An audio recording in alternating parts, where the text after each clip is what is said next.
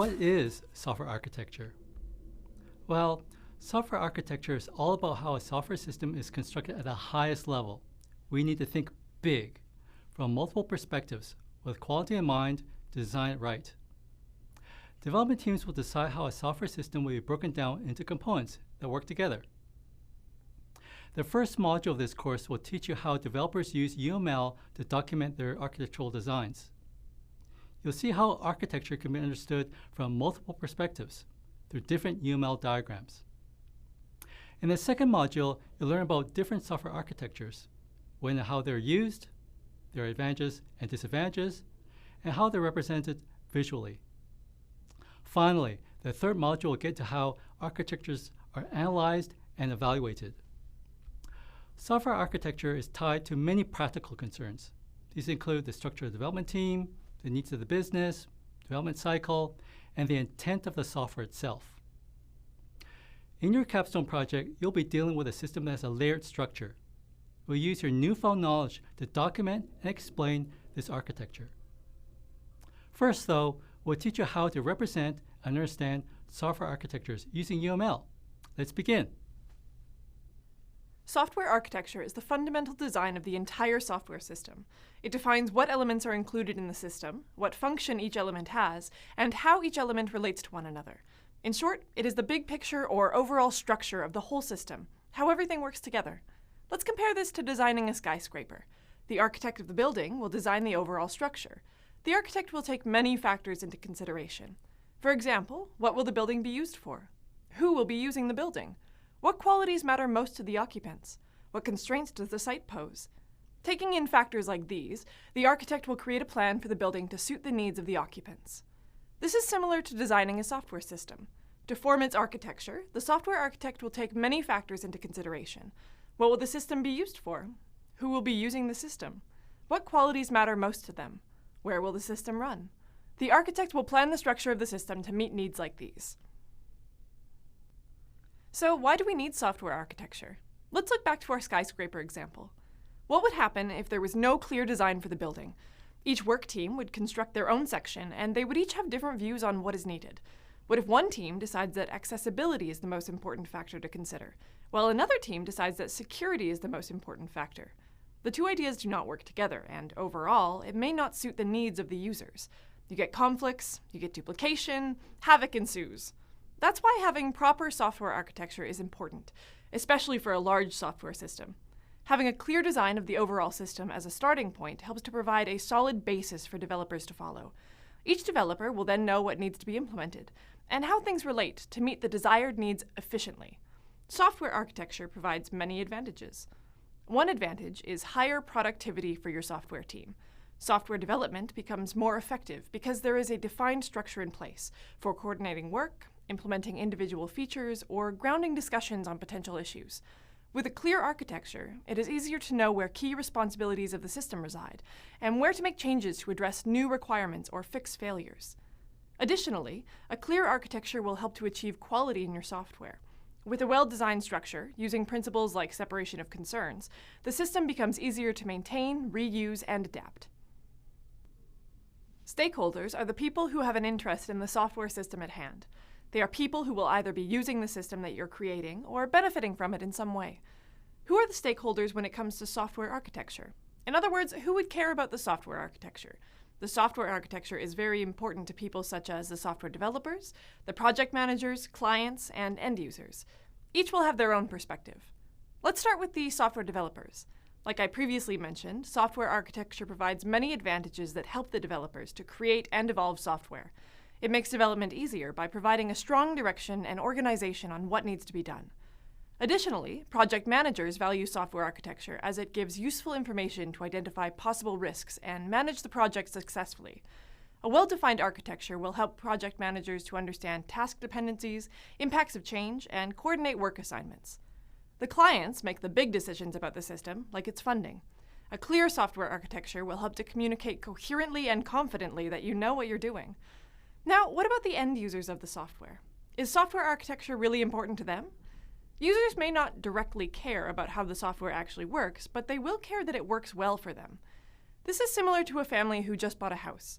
The family may not find the specific architecture of their house to be important, but they do care that the house won't collapse on itself and that it fits their needs as a place to live. Software architecture is effectively expressed and communicated through models and diagrams.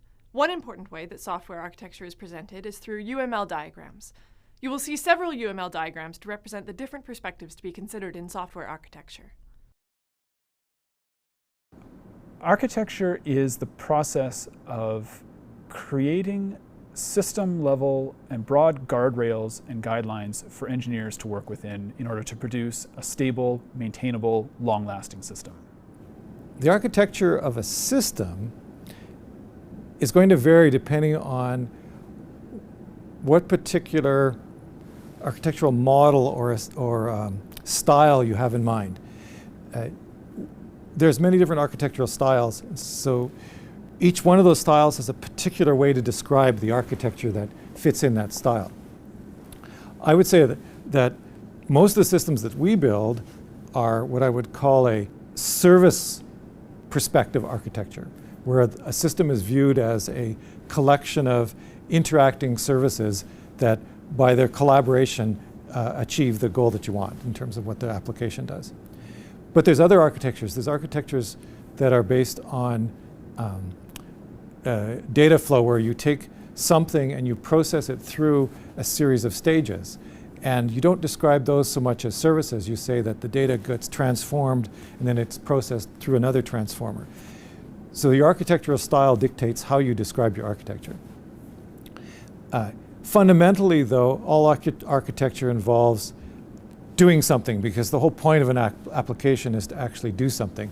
So you can ultimately step back and say, what does my application do? And identify the boxes, which are things being done, and the lines, which are the interactions between the way things are done, the collaborations, or the way that information flows, or the dependencies. So at the very high level, architecture is described by boxes and lines, but really it's made precise by saying, well, we're going to adopt a particular architecture style, and then there's conventions within that style for how you describe your architecture. I think the architect has to keep a lot of perspectives in their head, and I think one of the key skills of an architect is being able to operate at any number of levels of abstraction. And so if I think about, you have to be able to communicate the code quality requirements at a very deep level in terms of non-functional things like code coverage and unit tests and things like this, all the way up to worrying about the very, very coarse-grained inter-system interactions in potentially in a large company. So we, for example, would have architects get together to talk about how entire groups of systems are interacting together, and those have different kinds of design artifacts, and they have different kinds of meetings and conversations that lead into that. I know architects who, strange as it may sound, they rarely deal with actual code or detailed technical implementation. They're more about the people, right? It's about bringing together the right other architects, or the right product people, or the right engineers, or the right managers, or whatever, in order to drive decisions and actually make change. Because if you boil it all down, that's what the architect is there for. They're there to help being an agent of change. As a software architect, you pretty much have to keep everybody's perspective in mind. You have to think about the perspective of your customer and what they want, about your business and what it needs, about the engineering teams and how they expect to be able to work and what they need in order to be able to do a good job. Additionally, you have to then keep the perspective of so you have to play the long game. You've got to think about the quality and the non-functional attributes of the system, so that those don't get forgotten and sub-optimized in the short term.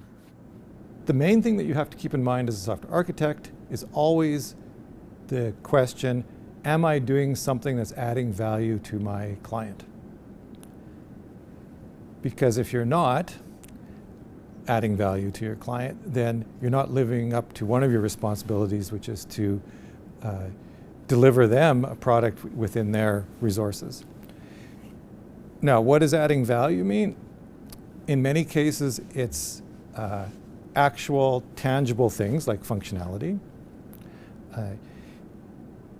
It can also be what we call the so-called non-functional requirements, such as ensuring that the product is going to be built well enough that over the next decade, as they continue to use it and add new requirements, that it'll be easy to add those requirements. That's what an architect has to do, is they have to say, okay, from the client standpoint, do I have a understanding of my problem, and does the application that's being built actually match what my understanding of the problem is so that I can solve my problem? From a developer's standpoint, you have to ask, can the developers actually build this thing? There's no way that you can be a good architect without understanding the limitations of construction. That's true in the real world of buildings too. You can't design something that's impossible to build. Monetary cost and delivery time are always issues from an architect's standpoint, because they will make decisions that can impact one of those two, or both at the same time. And then there's an aesthetic perspective, which is, I call it aesthetic because it's hard to identify the rules, but the architect's got this other view of the long duration of their artifact. We know that when you build software, it's going to change. And it's important to build in change from the very beginning, just like it's important to build in testability from the very beginning. Now, you don't want to overinvest in change. That's an architecture, that's a trade-off that you have to worry about. How much do I invest in being able to support change that may or may not occur? But you do have to keep it in mind. And good architects have a sense for when their design is simple enough to survive many changes over time, or flexible enough to survive many changes over time. Those are hard terms to define. It's one of those things you know it when you encounter it in a good system, and you know it when it's not there in a system.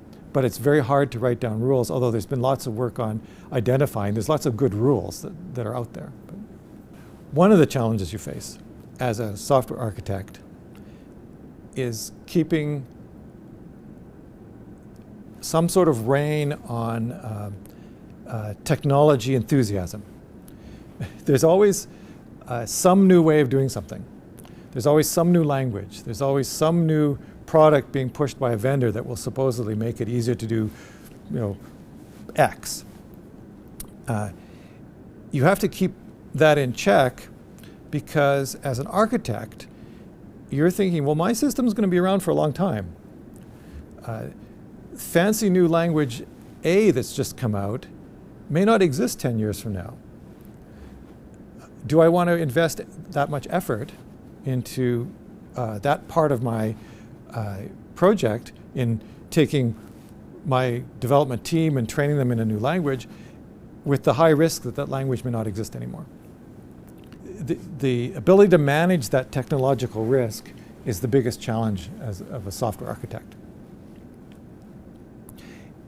If you are going to adopt certain technologies, then as an architect, you need to keep in mind potential requirements to replace those. If I'm using service A that I'm talked to using some sort of standardized protocol now, what happens 5 years from now when that protocol is no longer supported? Have I built my system so that it's basically insulated from those kind of changes? And our classic example is databases. If you assume that your database is going to be a relational database, then you'll be able to survive your database vendor going bankrupt, because you can actually get your database from someone else, provided you don't use any weird esoteric leading edge features that were in the first vendor but not in any other database. I've heard many people ask about the intersection of agile and architecture, and I think there's a tendency to see architecture as this ivory tower. I will hand something down to you from on high and you will implement it. And the reality is, in Agile doesn't mean you don't have a plan. Agile doesn't mean that you're just running around with your head cut off. It means that you're still thinking things through. And architecture, you just do it in smaller cycles, right? You do your architecture just as needed instead of this large design up front. That's the intent. Architecture has a key place in Agile development. The thing that most people forget about the Agile manifesto authors is that all of them were extraordinarily experienced system builders. They already had in their mind many, many different architectural approaches to solving problems. So when someone like Beck goes into a new problem situation, he's not going in with complete ignorance of the world. He's going in, and within a few sentences of talking to the client, he probably has a good idea of what kind of overall architectural model is going to work for this problem. Right? Is it going to be a standard database-centric web app?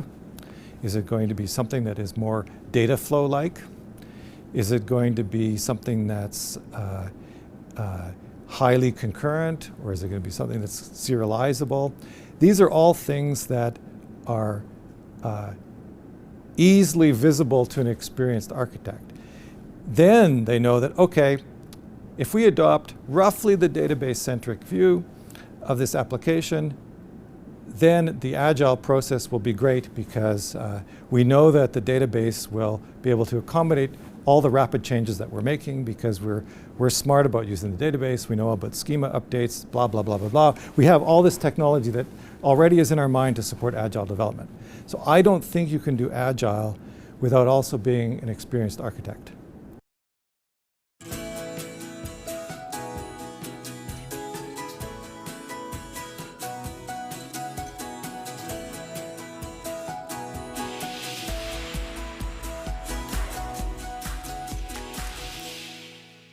It is difficult to capture the complete behavior of a system with a single perspective.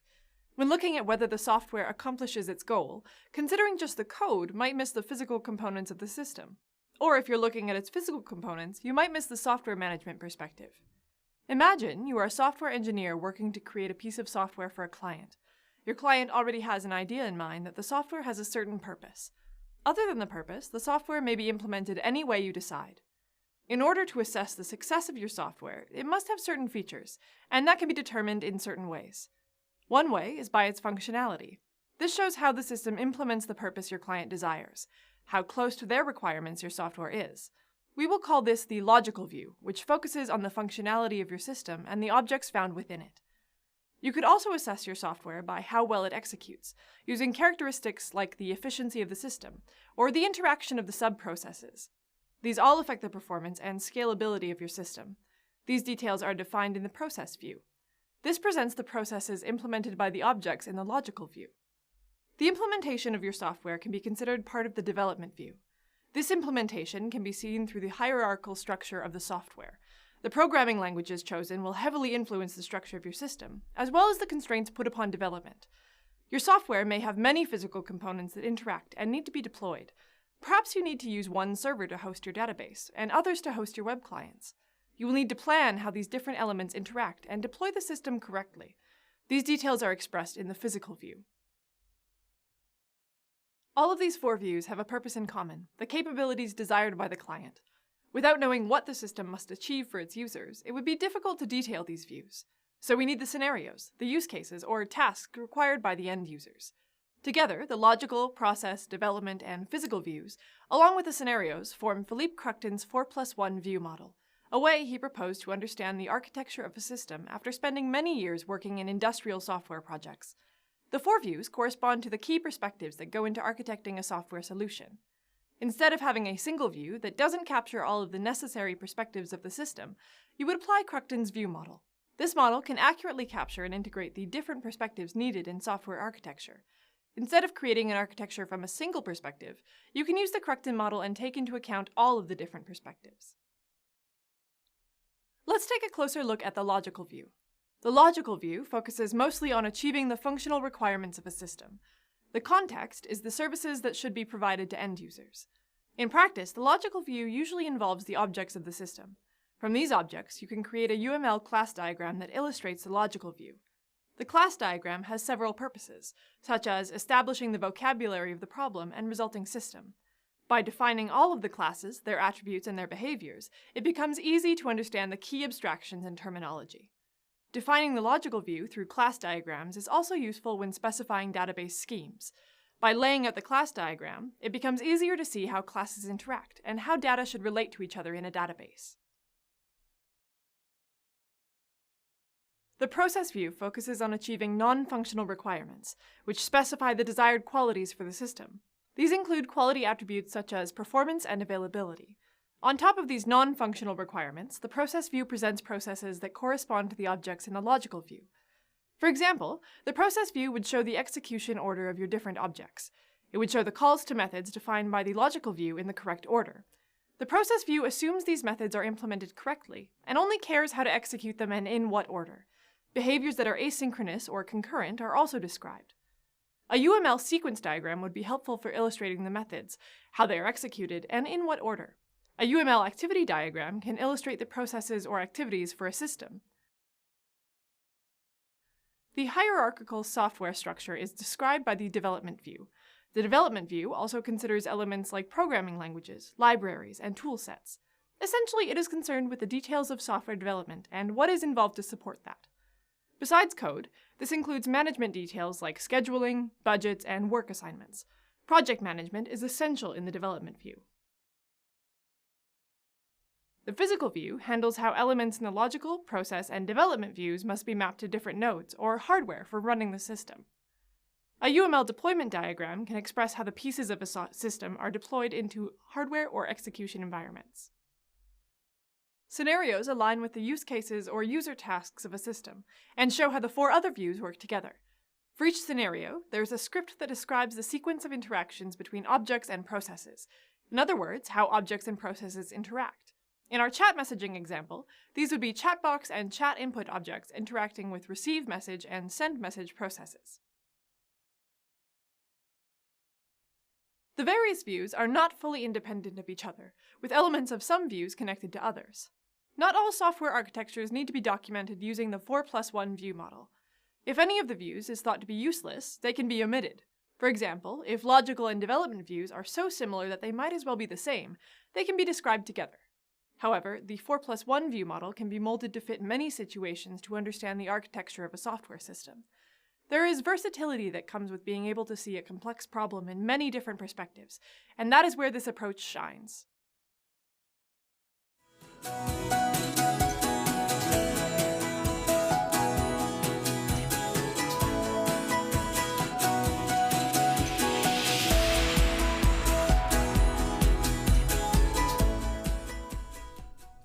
When you think about a pizza, there are many different ingredients that create it. Each of these ingredients are separate components, but they interact and complement one another. They all exist within the greater system, in this case, the pizza. UML component diagrams are concerned with the components of a system. Components are defined as independent, encapsulated units within a system. Each component provides an interface for other components to interact with it. Component diagrams are used to visualize how a system's pieces interact and what relationships they have among them. What sets component diagrams apart from a lot of other diagrams is that they are about high-level structure, and not about details like attributes and methods. They are purely about components and how they interact with one another. When you think about a pizza on a restaurant menu, the pizza does not have its preparation and cooking methods described by the menu. For example, think of a Thai chicken pizza. The ingredients listed on the menu would be chicken, peanut sauce, cilantro, and cheese. The menu just states the ingredients of the pizza, describes how they complement each other, and depicts how they interact. By listing all of the ingredients, the customer can get a better idea of whether or not they'd enjoy the pizza based on how the components come together as a whole.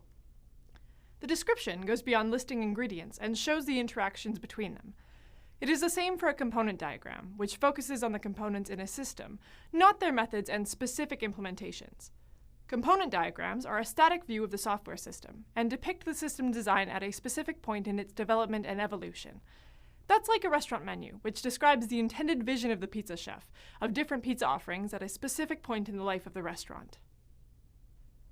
The basis of component diagrams are components and their relationships. Each component in a diagram has a very specific relationship to the other components through the interface it provides.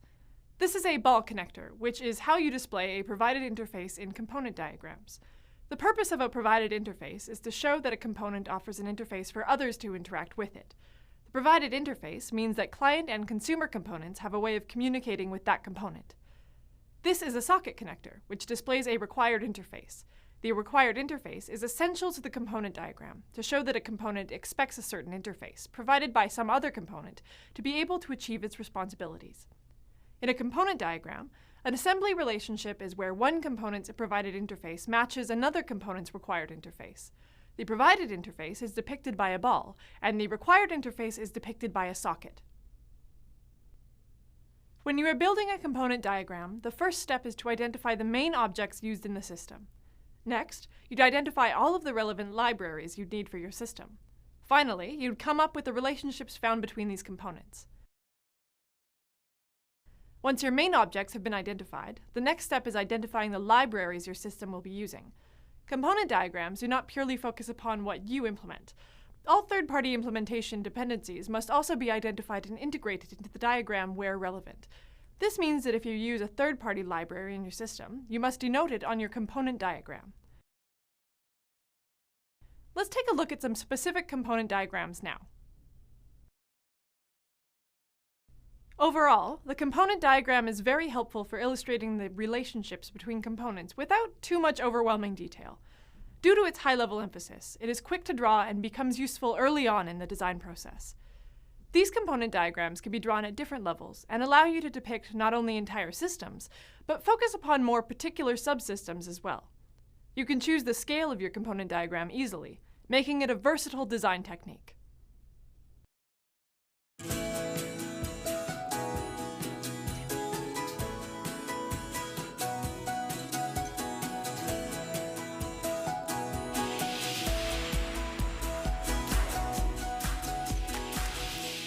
When you create object-oriented software, you define classes that interact. Sometimes you have multiple classes that are related in some way. For example, in a video game you might have several classes that handle different functionalities for a player, like movement, combat, or dialogue. All of these functionalities are related to the player. A package groups together elements of your software that are related. These elements can be related based on data, classes, or user tasks, for example. A package also defines a namespace for the elements it contains. That is, a package is named and can organize the named elements of your software into a separate scope. An element can be uniquely identified in the system by a fully qualified name, based on its own name and the name of the package that the element is in. Package diagrams show packages and the dependencies between them. You can create one of these diagrams in order to organize your completed system into packages of related packageable elements. These elements might be data, classes, or even other packages. Package diagrams are helpful for when you want a high-level look at your system. They can help you see how a package contains related elements, and how different packages depend on each other. You'll see more in this lesson about what we can do with packages in package diagrams. A package has a simple depiction, which looks like a tabbed folder. If you do not have any elements that you want to show in your package, the package name goes within the folder, in the center. When details are needed, there are a few ways to show that a package contains elements. You can nest the elements within the folder just like this. Here, you can see the player package containing the movement interface. Alternatively, you can show a package containing an element using this notation. Again, the player package contains the movement interface. The contained elements in your package will be drawn below its folder in your diagram. This relationship is a composition, where the whole package has an element as a part. You can also list the contained elements in your package by their names. These names can be partially qualified, but should be unique within the package. Certain elements can be marked as public or private based on the plus and minus signs in front of their names. Public elements are accessible outside of the package by their fully qualified names. In this example, only the audio of the video game is available outside of it. You cannot access levels, accounts, and players outside the package. It is important to denote the relationships among different packages and elements appropriately. A package can import an element from another package. A package can import the entire contents of other packages, and packages can be merged. This diagram, for example, shows the level package importing location from the player package. This brings the name location into the level namespace, particularly for convenient use by elements in level. Also, the import tag says the import is public, so this name is visible for further import through level. The diagram also shows the level package importing data from the player package. However, the access tag says the import is private, so this name is visible only by elements within the level namespace and not further outside. This diagram is an example of how you would show a package importing another package. The user interface package is doing a public import of the player package, indicated by the import tag, essentially doing public imports of the visible names of elements in player. The user interface package is doing a private import of the buttons package, indicated by the access tag, essentially doing private imports of the visible names of elements in buttons. There is no need for the user interface namespace to make these names further known outside this namespace.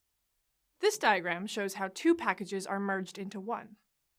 Merging is typically done when you have two packages or concepts and you need them merged into a single one. This is a use of generalization that allows you to provide different definitions of the same concept. In video games, both vendors and quest givers are non-player characters that provide items, allowing us to merge the two into a non-player character package because of their similar functionalities, but slightly different definitions. Let's take a look at the big picture for a package diagram that uses all of the features I've talked about earlier. This diagram shows a complete package diagram for a simple video game system. It contains many packages that would definitely be found in a game. For example, there is a package for player, level, score, and analytics on player habits. These packages mostly interact with each other, meaning that they can publicly import each other. Analytics is different though, as it would typically require some communication with an online server to store data. This package is available by private import. The bonus level is special. It has a uses relationship with a normal level. The uses relationship implies that the bonus level requires a normal level for its full implementation. If there's no definition for level, then there can't be a definition for bonus level. A package diagram can be very useful in order to get a larger view of your system, particularly of namespaces and names, and who knows whom. It helps you to visualize the different namespaces and their purposes a lot more easily. You can get a good feel for how different groupings of classes interact. You can create a package diagram at any stage in development. They adapt and change with the latest version of your software. They are immensely helpful to technical designers to see the dependencies and relations between groups of related elements. Think of package diagrams as another technique in your repertoire for understanding and describing the system you're designing. When you show a system visually, it becomes a lot easier to spot flaws and inconsistencies.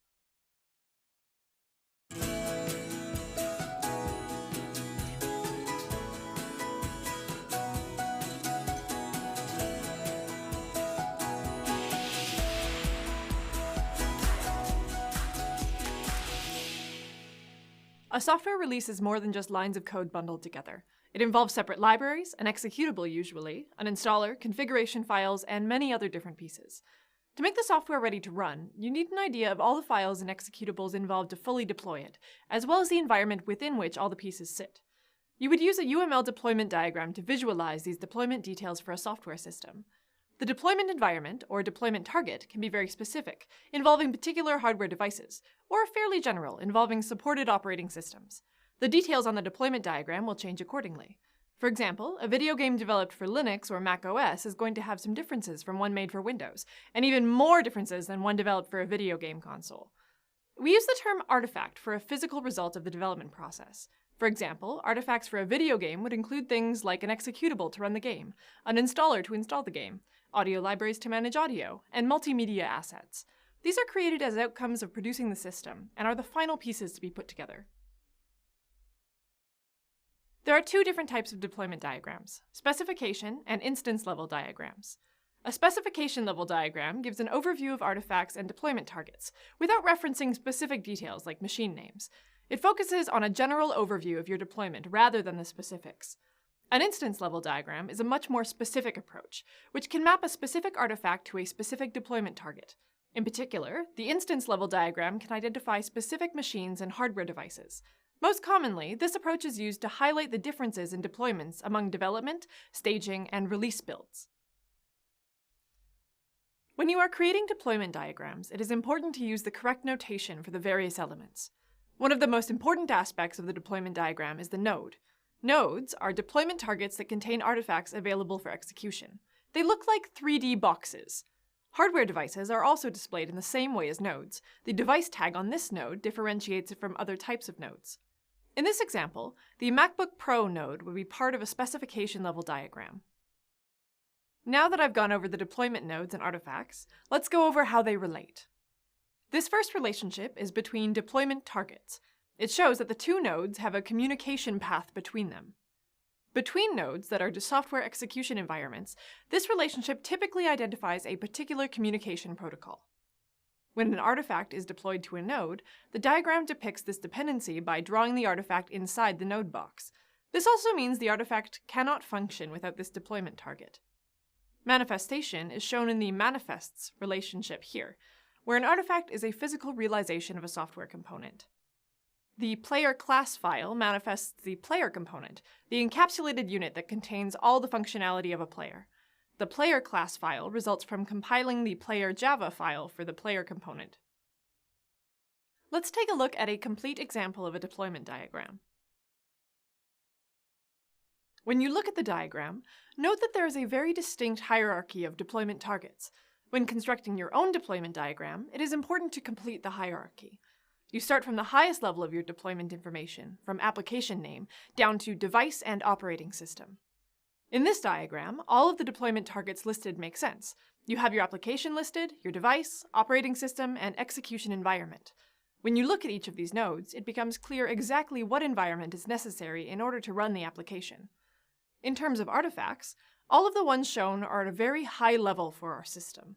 When making deployment diagrams, you'll likely find you do not need many components illustrated. You keep the artifacts to a selective set of the most important ones, to not confuse the viewer. That is why I showed just the game executable, rather than having many artifacts for all the components in a video game, such as player, level, and score. Also, this executable manifests or physically realizes a game component, which ultimately brings the game's functionality to life. You would use the library tag in order to denote third-party artifacts for your system, so the audio library is marked this way. Overall, the deployment diagram gives a high-level look at the artifacts, libraries, main components, machines, and devices that your application needs to run. The diagram can be used to keep track of the files and executables needed in order to deploy and run your software. The diagram can be on an instance level specific to the deployment machines you are using, or it can be general for a range of execution environments. When you complete your implementation, the final step, deployment, can be tricky. Without having a good plan for your deployment and consistency in those deployments, you are prone to system failures.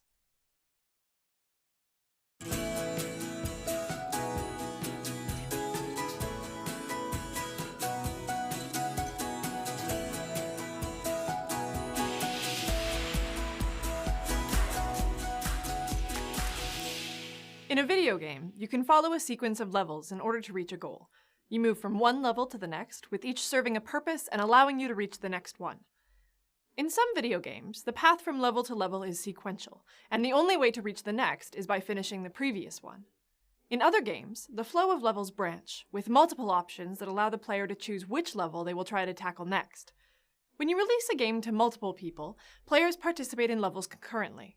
You can have multiple people playing your game at the same time, in their own unique instance. In a UML activity diagram, you represent the control flow from one activity to another in a software system, much like you could display the flow from one level to another in a video game through a level selection menu. You can consider activities as actions that further the flow of execution in your system. They are actions that, when completed, cause another action to execute. For example, these actions can alter objects or create new objects. These changes, or actions, drive your application forward. The purpose of the activity diagram is to capture the dynamic behavior of the system, how control flows from one activity to another. The activity diagram allows you to map out the branching into alternative flows. When you are creating an activity diagram, you will first need to identify the activities. These are the actions performed by the system. Once your activities and their respective conditions have been defined, you will be able to create your activity diagram.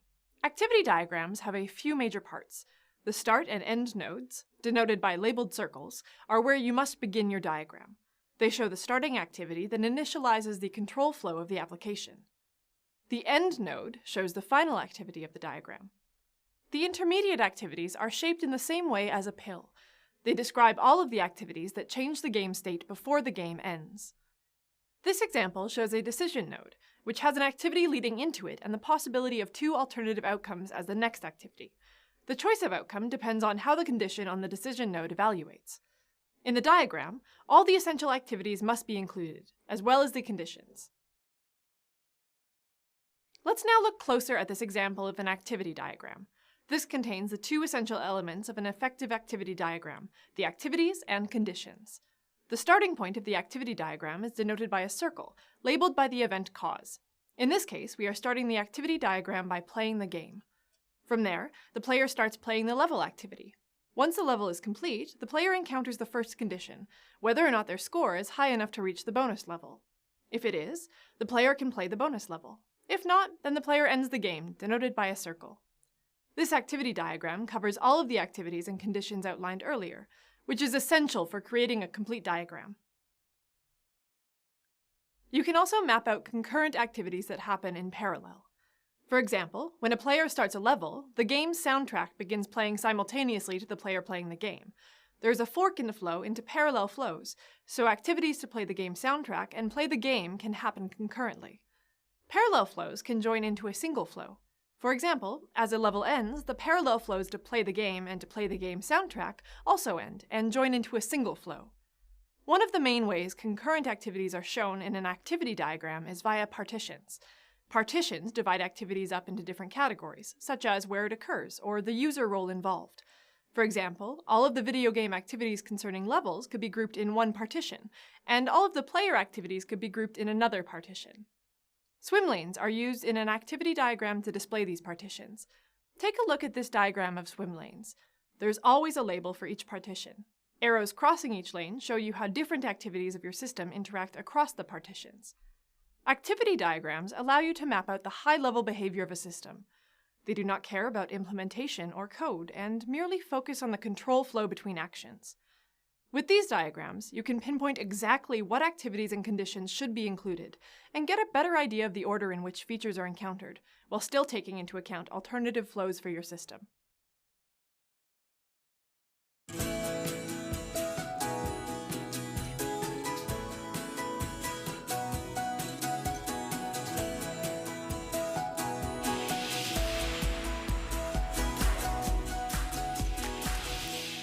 Hello again, and welcome to the second module. In the first module, we discussed the different ways that software architecture can be represented visually. Now we will get into a variety of different software architectures. These architectures can be used separately in their pure forms, or put together to guide the design of a working software system. After completing this module, you'll be knowledgeable in important software architectures, their key characteristics, and how they're used in practice. We hope you're as excited as us. It should come as no surprise that the programming paradigm of the language used to implement a system will affect the architectural style of that system. Each programming paradigm has its own set of constructs, and their use will shape the system you create. There are many different styles of language-based architecture systems. In this lesson, we will explore the object-oriented architectural style, which results from the object-oriented programming paradigm.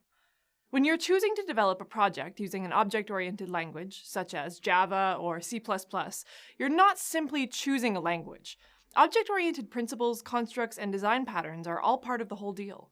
Before we move on, let's briefly recap the object-oriented principles that are available to you. First, there's abstraction. With abstraction, you can simplify a concept by ignoring unimportant details. Next up is encapsulation. Encapsulation allows you to bundle data and functions into a self-contained object so that other objects can interact with it through an exposed interface. Also, let's recall decomposition, which allows you to break up a whole problem into smaller, distinct parts. And lastly, generalization allows you to factor out conceptual commonalities. Also at your disposal are object-oriented design patterns. Object-oriented design patterns fall into creational, structural, and behavioral categories. Creational patterns guide you in creating new objects. Structural patterns describe the relationships between objects and the interactions between classes and subclasses. And behavioral patterns focus on how objects perform work individually and how they can work as a group to accomplish something. Together, elements like these will lead to an object-oriented architectural style for the system. The object-oriented architectural style is focused on the data. When presented with a system to model, you may begin by looking at the different kinds of data handled by the system to see how the system can be broken down into abstract data types. An abstract data type can be represented as a class that you define to organize data attributes in a meaningful way, so that related attributes are grouped together, along with their associated methods. An encapsulation restricts access to the data and dictates what can be done with it. Object-oriented refers to a system composed of objects, where each object is an instance of a class. In other words, the type of each object is its class. Objects may interact with each other through the use of their methods. The object-oriented paradigm allows for inheritance among abstract data types. This means that one abstract type can be declared an extension of another type. These classes themselves form a language-based architecture that arises from basic object-oriented principles. The classes within the system will determine the overall structure of the system. Now, let's consider how an automatic pet feeder would be implemented using an object-oriented approach. Our goal is to create classes that accurately and succinctly model the entities involved in the problem. To do this, we must first take stock of the data and information flow that is present in the system, so that we can identify classes within this system. The objects in the system are the pets and the food dispenser. The food dispenser device consists of a pet food storage container to hold the kibble. The bottom of this container may be temporarily open to dispense food to a dish below. The dispenser also includes a light on top that will flash when it's empty. Each pet in the system wears a collar with a unique ID tag. Suppose that, when in close proximity to the food dispenser, the pet's collar tag triggers the food dispenser to drop a portion of pet food into the dish. We can model the pet and food dispenser objects in this system as abstract data types.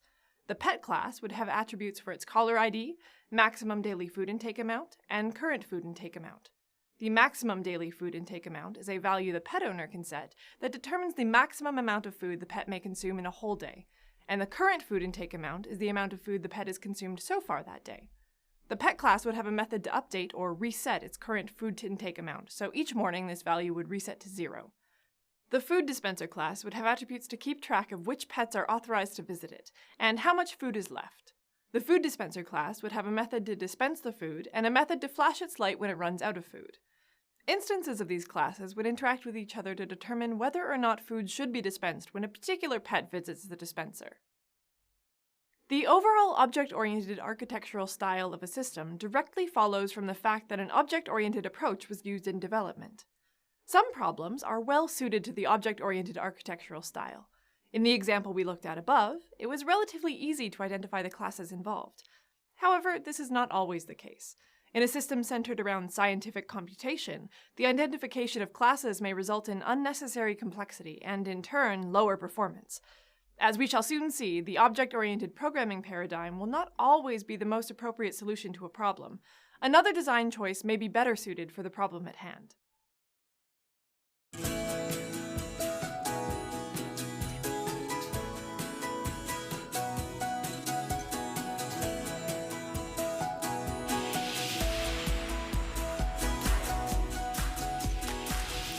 Now we will discuss the main program and subroutine architectural style that follows from the procedural programming paradigm.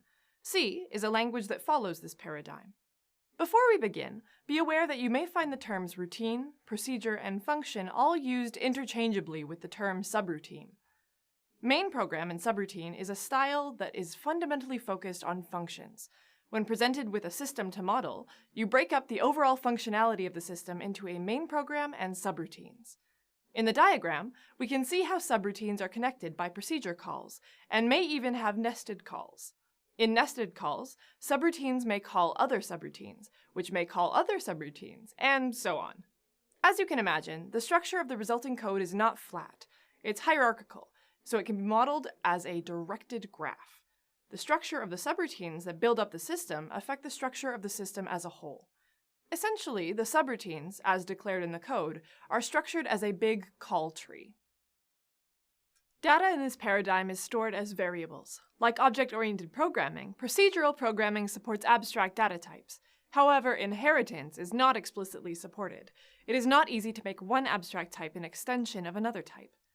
Unlike object-oriented programming, in this architectural style, your main consideration is the behavior of functions and how data moves through them. As a result, this approach is suitable for computation-focused systems. Each subroutine may have its own local variables. A subroutine has access to all data within its scope. To give a subroutine access to data outside its scope, data may be passed into the subroutine as parameters, by value or by reference, and data may be passed out of a subroutine as a return value. A principle that arises from this paradigm is one entry, one exit per subroutine, which makes the control flow of the subroutine easier to follow. This architectural style promotes modularity and function reuse. When your functions are well defined, you can think of them as black boxes. Given a particular input, you can always expect the same output. Additionally, rather than writing all functionality from scratch, you can easily integrate library functions into your programs. A potential issue with this approach is that subroutines may mutate data in unexpected ways. A subroutine may be affected by data changes made by another subroutine during execution. This issue is especially true for global data shared across subroutines. These changes to data can be unpredictable and result in a function receiving an input that it was not expecting, or even an input that it is not capable of handling correctly, which can result in runtime errors. Let's look at an example system that can be built from a procedural programming paradigm. Consider a spending management program that applies the main program and subroutine architectural style. Let's assume this program reports your spending. Not only does it keep track of the total amount you've spent, it also provides you with information about which categories your spending falls into. The main program and subroutine architectural style is particularly appropriate here because the overall functionality of this program can be easily implemented by smaller subroutines that each handle separate parts of this overall functionality. The subroutine responsible for calculating your categorical spending first calls a subroutine that parses through all your purchases, then determines the category each purchase belongs to. Then, this subroutine calls another subroutine to sum up the amounts spent on all purchases in each category. Next, from main, a subroutine is called to sum the amounts spent across all categories. Finally, from main, a subroutine is called to transform this data into a report which is printed to the user. In this lesson, we have seen how the main program and subroutine architectural style emerges from the procedural programming paradigm. This style promotes function modularity and function reuse by insisting that programs are built up from smaller subroutines. Systems centered around computation can be ideal candidates for this architectural style. In the previous example, an object-oriented architecture style would not have been as appropriate. Identifying object-oriented components of these kinds of systems can be arduous and result in overly complex solutions, especially when applied to simple programs. That said, depending on the problem, it may be easier to use an object-oriented approach. For example, if abstract data types with inheritance make modeling the problem easier, then it may make more sense to use an object-oriented architectural style.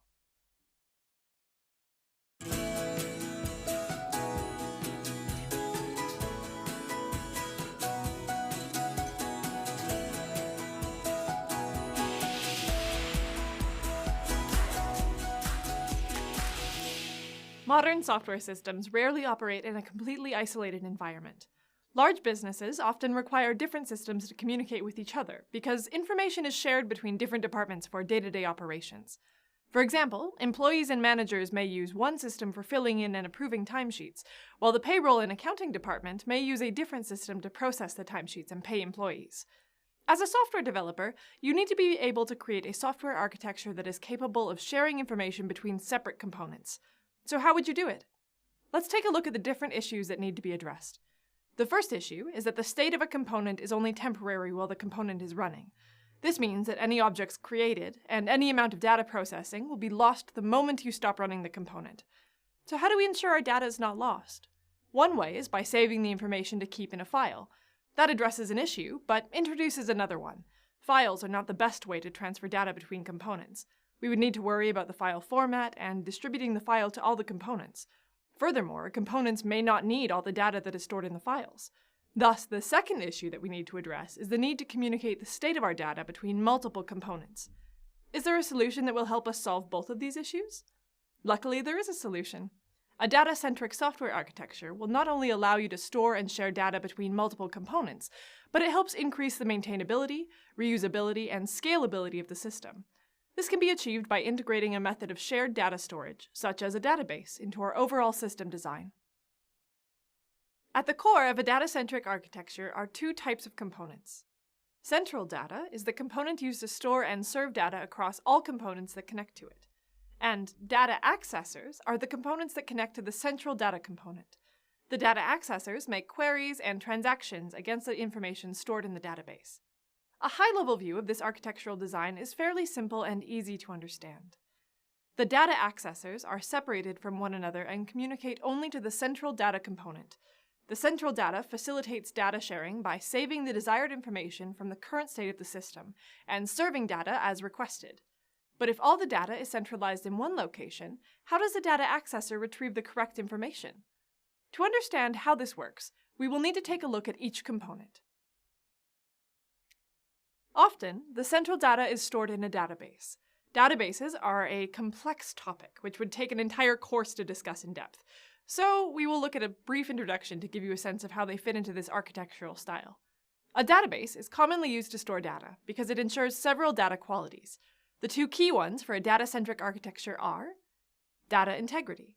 A database will ensure that data is accurate and consistent over its lifespan. This is important if you want to have reliable data. And data persistence.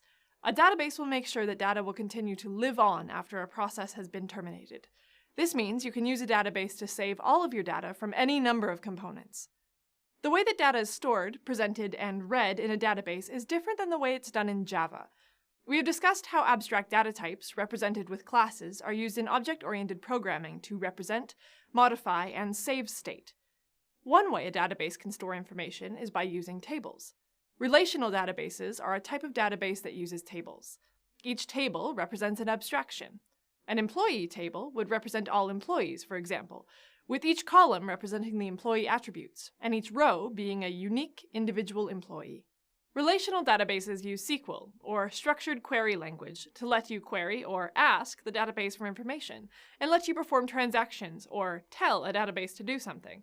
The ability to query and perform transaction allows a database to share information between data accessors. The management and optimization of queries and transactions can be automated by a database management system, or DBMS, so that integrating a database into your system is simplified. In a data-centric architectural design, the central data is passive. The database is generally not involved in heavy data processing or large amounts of business logic. The central data is primarily concerned with storing and serving the information. A data accessor is essentially any component that connects to the database, which is characterized by its abilities to share a set of data while being able to operate independently, communicate with the database through database queries and transactions. Data accessors do not need to interact directly with each other and therefore do not need to know about each other. Query the database to obtain shared system information. This is used to get data in order to perform computations. And save the new state of the system back into the database using transactions. Data is stored back into the database once the data accessor has finished its processing. A data accessor contains all the business rules required to perform its functions. This means that this software architecture enables you to separate concerns into different specialized data accessors. Also, use of the data accessors can be controlled, so an end user only has permission for the ones they need on a day-to-day basis. The data-centric architecture has several advantages over a basic object-oriented system. This is due to the integration of a centralized database, which helps to facilitate data storage and sharing between data accessors. This architectural design is capable of supporting data integrity, data backup, and data restoration through a database. These features can help with issues like massive data loss, data corruption, and data migration. A centralized database also reduces the overhead for data transfer between your data accessors. Since this architecture uses a database as a means of data sharing, each data accessor does not need to be concerned with talking to another. They all use the database as a way of indirectly communicating with each other. Having functionally independent data accessors also means that your system can easily be scaled up. You can easily build and integrate additional functions without having to worry about affecting the others, because the data accessors don't communicate directly with one another. The central data component tends to live on a separate server machine with sufficient disk storage dedicated to the database. This enables you to have a centralized data repository, which makes it easier to manage all of your system's information. Of course, nothing is perfect, and the data-centric architecture is no exception. There are disadvantages that are introduced by integrating a database. Since you will be using a centralized database, the system becomes heavily reliant on the central data component. If the data server goes offline, becomes unusable, or contains corrupted data, your entire system will be affected. There are safeguards put in place, such as data redundancies to replicate your data onto separate hard disks. However, the physical infrastructure can be expensive, and it can be difficult and costly to get your system back up and running again. Having a central database also means that all your data accessors are dependent on what gets stored in the database. If you're adding a data accessor to use a pre-existing database, then you will need to build around the existing data schema.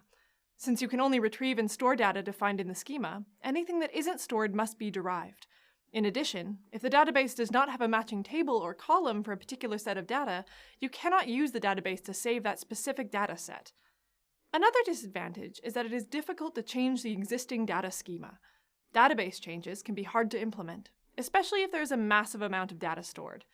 Data schema changes will also affect your data accessors, so you must be mindful of which data accessors need to be changed in order for it to comply to the changes in the database. Despite having these disadvantages, many companies use a data-centric design because it allows them to share vast amounts of data between various departments and offices. The data-centric software architecture allows you to store and manage large amounts of data into a central data component. This increases your system's stability, performance, reusability, and maintainability. Separate the functionality of your data accessors, which makes it easier for you to maintain and scale your entire system. And facilitate data sharing between data accessors through database queries and transactions. A data-centric architectural design is very popular because of how easy it is to implement and maintain, and due to its highly scalable nature. There is also a multitude of database products on the market, which means you can pick the one that fits your needs. However, it is still important to evaluate your system to determine if this architectural design is the correct one to use. There are always trade-offs when making these design decisions. Do your end users need to share a set of data? How large is your user base? These types of questions need to be asked in order to select the appropriate software architecture.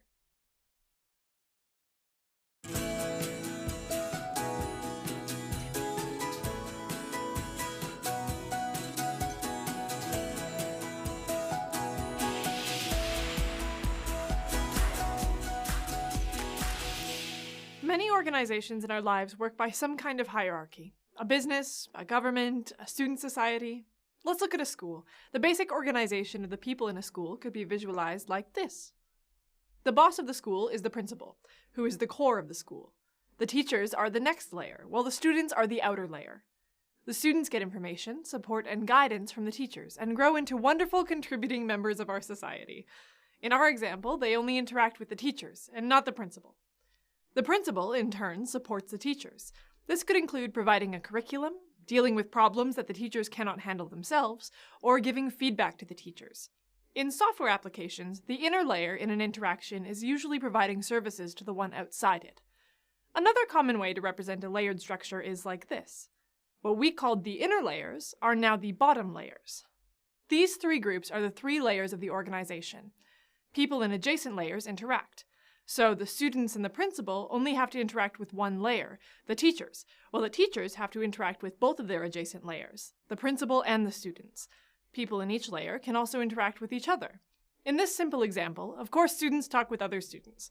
In software, this is often the case. A layer is a collection of components that work together toward a common purpose. If we add more layers, each layer would still communicate with its adjacent layers. For example, we could add a superintendent at the center. The principal would only need to communicate with the superintendent and the teachers. As far as the students or teachers are concerned, the superintendent is totally hidden.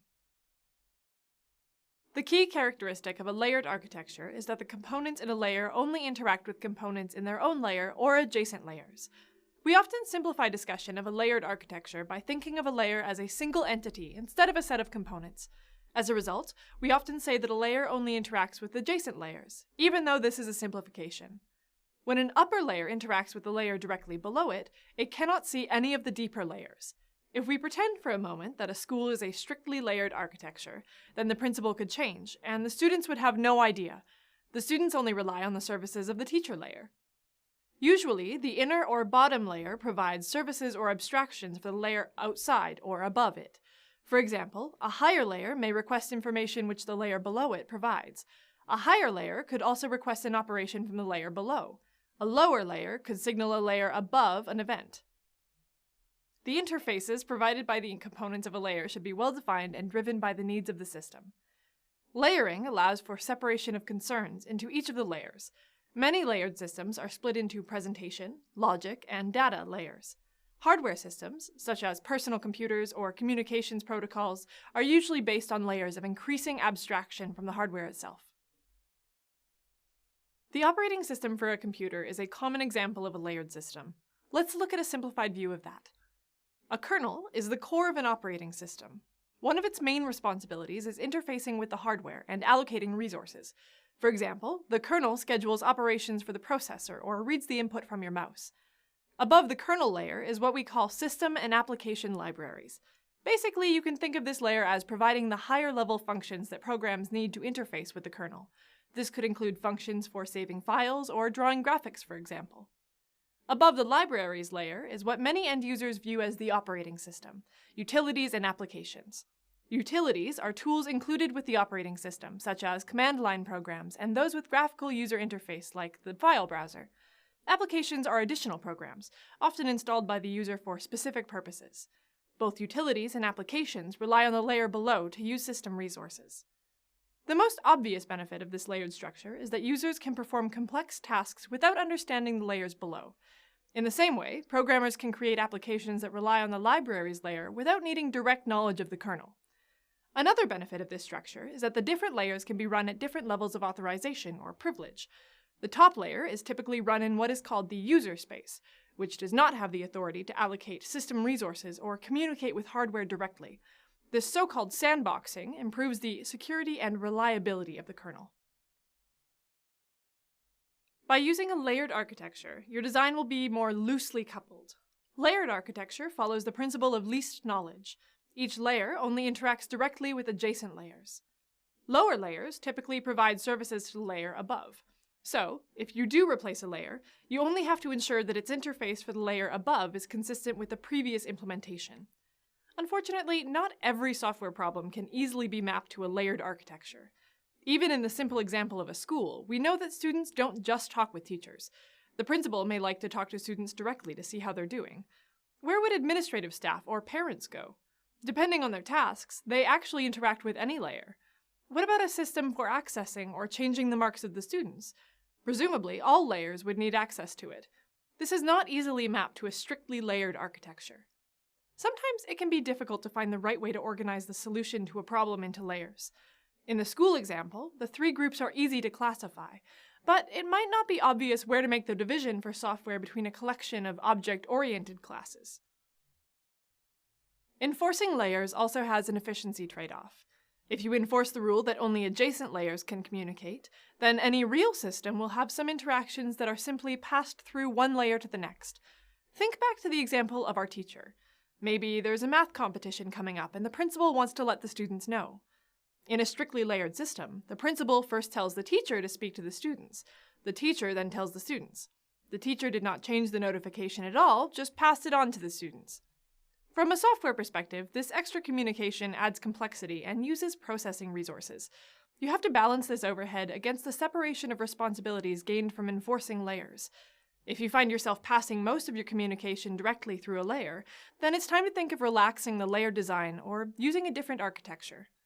On the other hand, if only a small amount of communication is passed through, then you can continue using layers. The layered architecture can be relaxed by allowing for pass-through. This is often shown on the layered diagram as a notch in the layer, as in this diagram. In this example, our diagram now shows that students sometimes interact directly with the principal. However, this makes for tighter coupling in your software. The benefits of being convenient should be measured against the downsides, tighter coupling, and a more complex structure.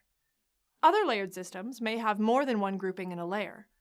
More complex layered architectures can even use 3 dimensions, still with direct interactions only between adjacent layers.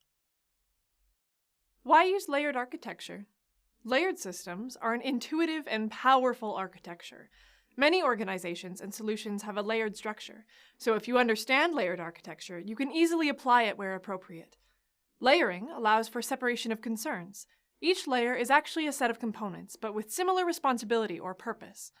Since each layer communicates with only 1 or 2 other layers, different implementations of a layer can be swapped easily, because layering encourages modular, loosely coupled code. Layers are easily mapped to organize a solution to many problems. Even when a pure layered architecture is not used in the end product, it can be adapted to help manage the design complexity or serve as a starting point for structuring the system.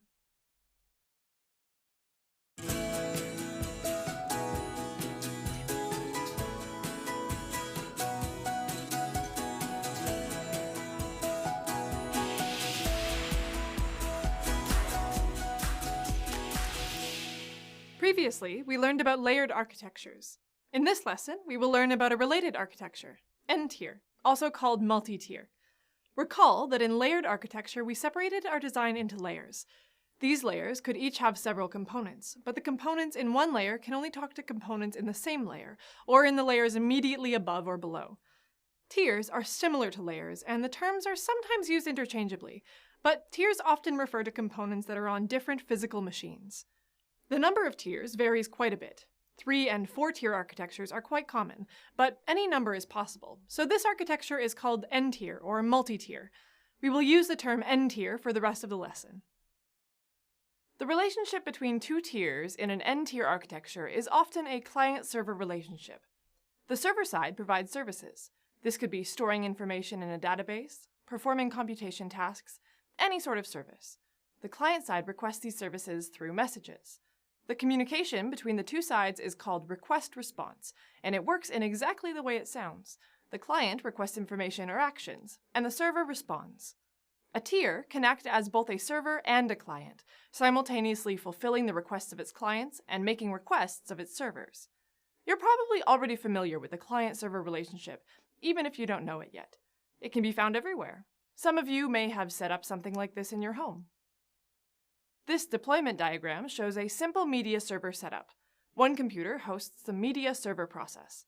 The server process's job is to store your movies and TV shows and stream them on demand. When a client requests a movie or TV show, the media server responds by streaming it to the client. The server process does not know how many clients it may have. You can add more clients as you need to. Maybe you just bought another tablet. It is simple to add an app on the tablet as another client that can request media. Even though the server and client processes are on different computers in this example, they can run on the same machine. Here you can see that situation. Instead of having a dedicated computer for your media server, you now host it on your desktop computer and use either a media player on the same desktop or on your tablet to watch your shows. The terms client host and server host refer to machines that host the client software and server software, respectively. In this case, we could call the devices on the top row client hosts, and the device on the bottom row a server host. Alternatively, we can call this a two-tier architecture. The client hosts make up the client tier, and the media server is the data tier. A server is usually specified by the type of service it provides. So in our example, we have a media server. Other types of servers include web servers, application servers, file servers, and print servers. Let's look at a simple sequence diagram for our example. The diagram illustrates the request-response messaging. As a client, a media player first requests to see what the media server has in its library, so the server sends that information back. After the user makes a selection, the client requests a chosen video from the media server, which starts streaming it. The request-response relationship between a client and a server can be synchronous or asynchronous. For a synchronous request and response, the client sends a request, then awaits the server's response before continuing execution. Synchronous messages are depicted with a closed arrowhead in UML 2.5. Although this may be intuitive, servers do not always respond quickly, so a synchronous message may cause the client to hang while waiting for a response. You may get better responsiveness from an asynchronous message. In this case, the client sends a request, but control returns right away so it can continue its processing on another need. None of this processing can depend on the response from the server. Once the server has fulfilled the request, it will send a message to the client, which will have a handler that processes the response. An asynchronous message is depicted in UML with a line arrowhead. Many client requests are designed to run asynchronously, because generally we like our clients to be responsive for other tasks, even if they're waiting for information from the server. Limiting the client-server relationship to a request-response messaging pattern allows for systems which are easily scalable by adding more clients. Clients and servers are more extensible because as long as a server receives a message that it knows, it can respond. The source of the message is not important to the server. Clients can be added as needed. A simple client-server relationship with one server and one set of clients is also often called a two-tier architecture. Let's change our example to a business to demonstrate how we can do better. Now we have a central database residing on our data server. The different devices shown here have a client-server relationship with the database. If they need information, they can request it. If they want to change something in the database, they can request that as well. Well, hold on. If the database changes, you're going to have to change the software on each and every computer. Sure, that's not hard for 3 computers, but even a small business could easily have many computers. Let's try to make an improvement by inserting a tier in between our data and our end-user software. In a 3-tier architecture, a tier is inserted between the database and the end users. You may hear many names for this layer: a middle layer, a business layer, an application layer. The name depends on its main responsibility. It's a client of the database and a server for the client application software on the end user's devices. One of the principal roles of this middle tier is to determine how or when data can be changed, and in what ways. By moving this application logic and the data access logic to the middle layer, the client application software is now thinner. This client software makes requests to the application tier, which in turn makes data calls. The client software is now mainly concerned with presentation, so it's easier to maintain. Like in any system, developers have many reasons for building more layers of abstraction into the N-tier architecture, often based on separation of concerns. The purpose of these additional tiers is very specific to the system. In the database example above, the application logic could be split into security concerns and database operation concerns. There are a few drawbacks to the N-tier architecture. It demands extra resources to manage the client-server relationships. Adding more tiers means there are more machines or processes to manage, with different communication protocols between machines. This additional heterogeneity and complexity makes the system more difficult to change or maintain. A server acts as a central point of failure. Many systems have data backups or mirrors, but these can take time to recover or switch. Redundant servers are possible, but add complexity. Like other architectures, it can be difficult to use a client-server paradigm or an N-tier architecture when your problem does not easily map to these structures. Despite a few drawbacks, N-tier architecture is very common, and the list of advantages is long. Let's have a look. One of the principal advantages of the two-tier client-server architecture is that it is very scalable. As long as the server can handle all the requests it receives in a reasonable time, more clients can be added and start making requests. By extending this further with an N-tier architecture, with more tiers, the scalability is incredible. You only need to look at the success of the World Wide Web to see how far this scalability can go. Centralizing functionality on a server has some obvious benefits. Databases that need to be accessed by a number of clients are a natural fit for client-server relationships. In our media server example, the movies and TV shows only have to reside on one machine, but can be accessed by any machine on your network. Computing power can also be centralized. This consolidates investment in computing power. People who do mathematical simulations of complex phenomena often do not have the necessary computing power on their personal computer. Instead, companies exist to provide this processing power as a service, which is more practical and cost-effective. Adding tiers to the client-server relationship can allow you to apply separation of concerns. A middle layer can take the role of managing application logic and accessing the database directly. These tasks can even be split up further for more refined needs. Anytime a system can be split into service roles and requester roles, a client-server architecture should be considered. Adding tiers to this architecture can allow for more separation of concerns, loose coupling, and levels of abstraction, which result in a system that's easier to change and extend.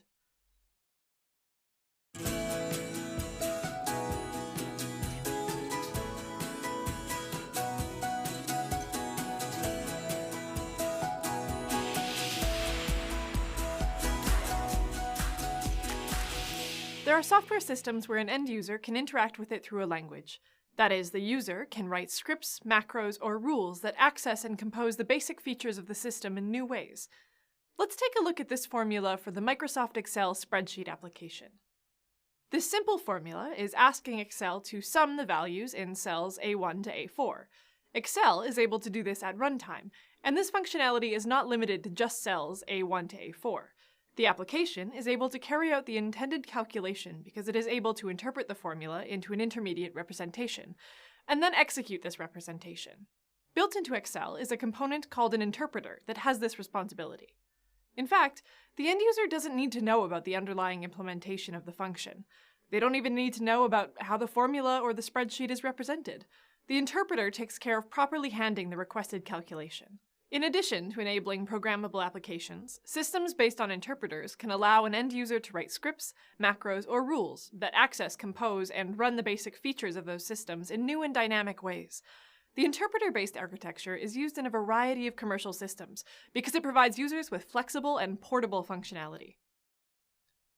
Interpreters can be used to run scripts and macros.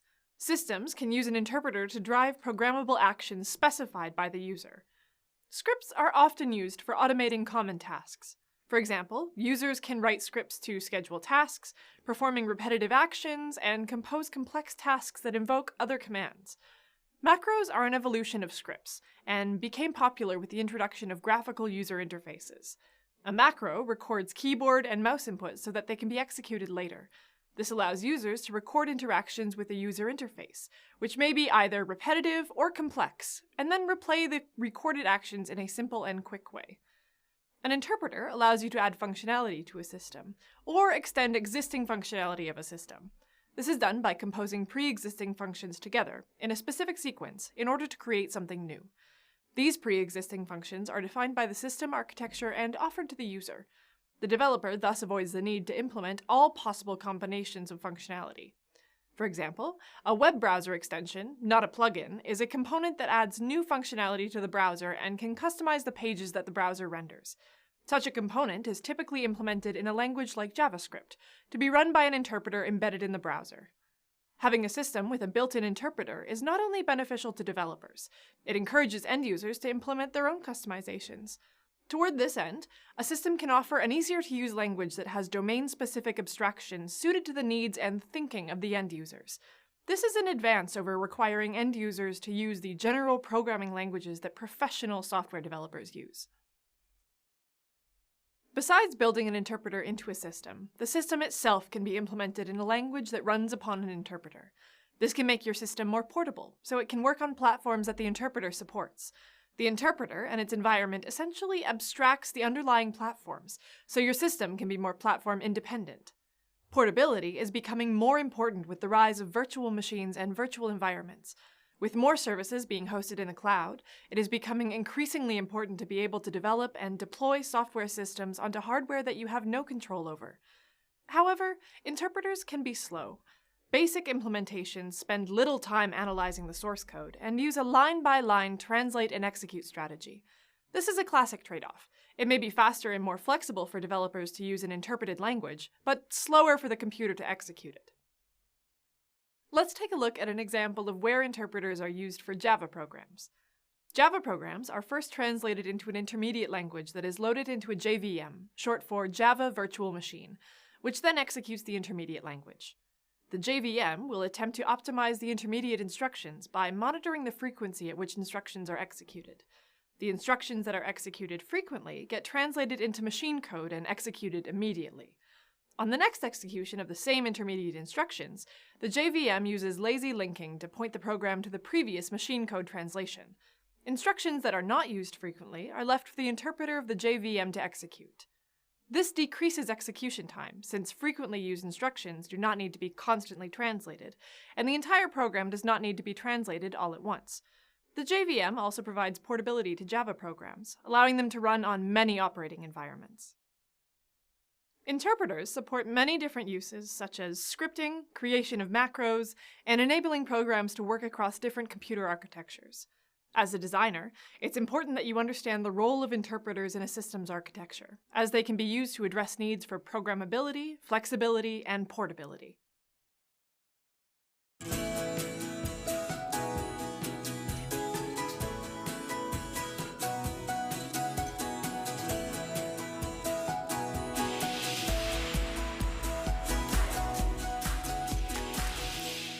In this lesson, you will learn about the pipe and filter architecture, which is a type of data flow architecture. Data flow architecture considers the system as simply a series of transformation on sets of data. Data is transformed from one form to another using different types of operations. A pipe and filter architecture has independent entities called filters, which perform transformations on data input they receive, and pipes, which serve as connectors for the stream of data being transformed. Think of this architecture like water flowing through pipes and filters. The pipes bring the water from one place to the other, and the filters could transform the water in some way. For example, there could be two filters before it is received by a user at the end. One filter could clean the water from any impurities, and another could heat the water so that in the end, the water is clean and hot. Let's look at a simple diagram to show how the pipe and filter architecture function. As you can see in the diagram, the data flows in one direction. It starts at a data source, then moves into a series of pipes and filters, and then eventually ends at the data target. The changes to the data are done sequentially from filter to filter. Each pipe serves as a connector for the stream of data.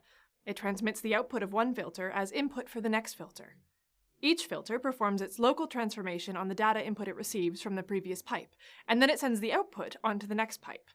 Now, one thing to note is that the order in which the filters transform data may change the end result. In the previous example with the water, order did not matter. The water will always come out hot and clean. However, think of mathematics. The order in which addition or multiplication occurs in a mathematical expression changes the end result. This is similar to how order may affect the result in the pipe and filter architecture. The input of one filter is the output of another, so order is very important. Now, how might the filter and pipe architecture look in a UML diagram? A UML component diagram is a good way to show the details of the pipe and filter architecture. As you can see in the UML component diagram, the data source can be connected to a number of different filters. Each filter has a required interface to receive input from data sources and other filters. They each also have a provided interface that will output transformed data. The data target is connected to receive the fully transformed result. There are many advantages to using the pipe and filter architecture. It ensures loose and flexible coupling of components, the filters. Each filter runs independently of other filters, only focusing on its input and output data, which allows you to easily add newly developed filters or move filters around in a system to achieve different results. Additionally, the loose coupling also allows changes on individual filters to be made easily without affecting other filters in the system. This is very important to develop rapidly changing systems. Another advantage is that filters can be treated as black boxes. Users of the system do not need to know the inner workings of each filter, so they can simply use a filter to transform different datasets and not worry about knowing the logic behind that transformation. Finally, a main advantage of this type of architecture is reusability. Each filter can be called and used over and over again with different inputs. Filters can be repeatedly used in different applications for different purposes. However, there are a few drawbacks to using the pipe and filter architecture. One disadvantage is that it may reduce performance due to excessive overheads in filters. For this type of architecture, each filter will receive input, parse that input into some data structure, perform transformations, and then send data out. The next filter will do the same thing, parse the input into a data structure, do transformations, and send data to another filter, which will also do the same thing.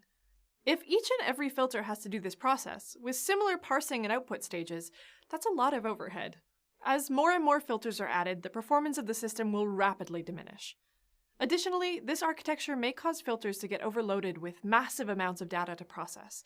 While one filter is working hard to process the large amount of data, other filters may be starved waiting for their inputs. The last important disadvantage for this type of architecture is that it cannot be used for interactive applications. The data transfers and transformations will take time depending on the amount of data transmitted, so this type of architecture is not suitable for applications that require rapid responses. Despite the drawbacks that we just discussed, the many advantages to using the pipe and filter architecture make it a very popular one used in many systems, such as the text-based utilities in the Unix operating system. Whenever different data sets need to be manipulated in different ways, you should consider using the pipe and filter architecture. Breaking the system down into filters and pipes can provide greater reusability, decrease coupling, and allow for greater flexibility in your system.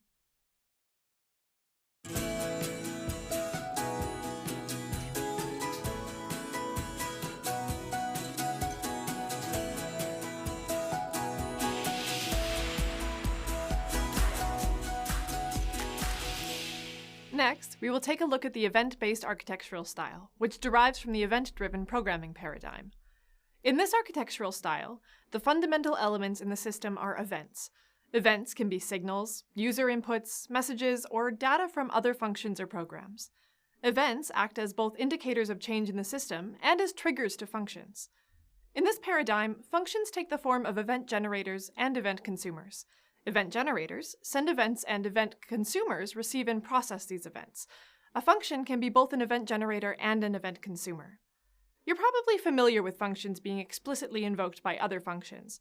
In contrast to other architectural styles, such as the main program and subroutine style, functions are not explicitly called in the event-based architectural style.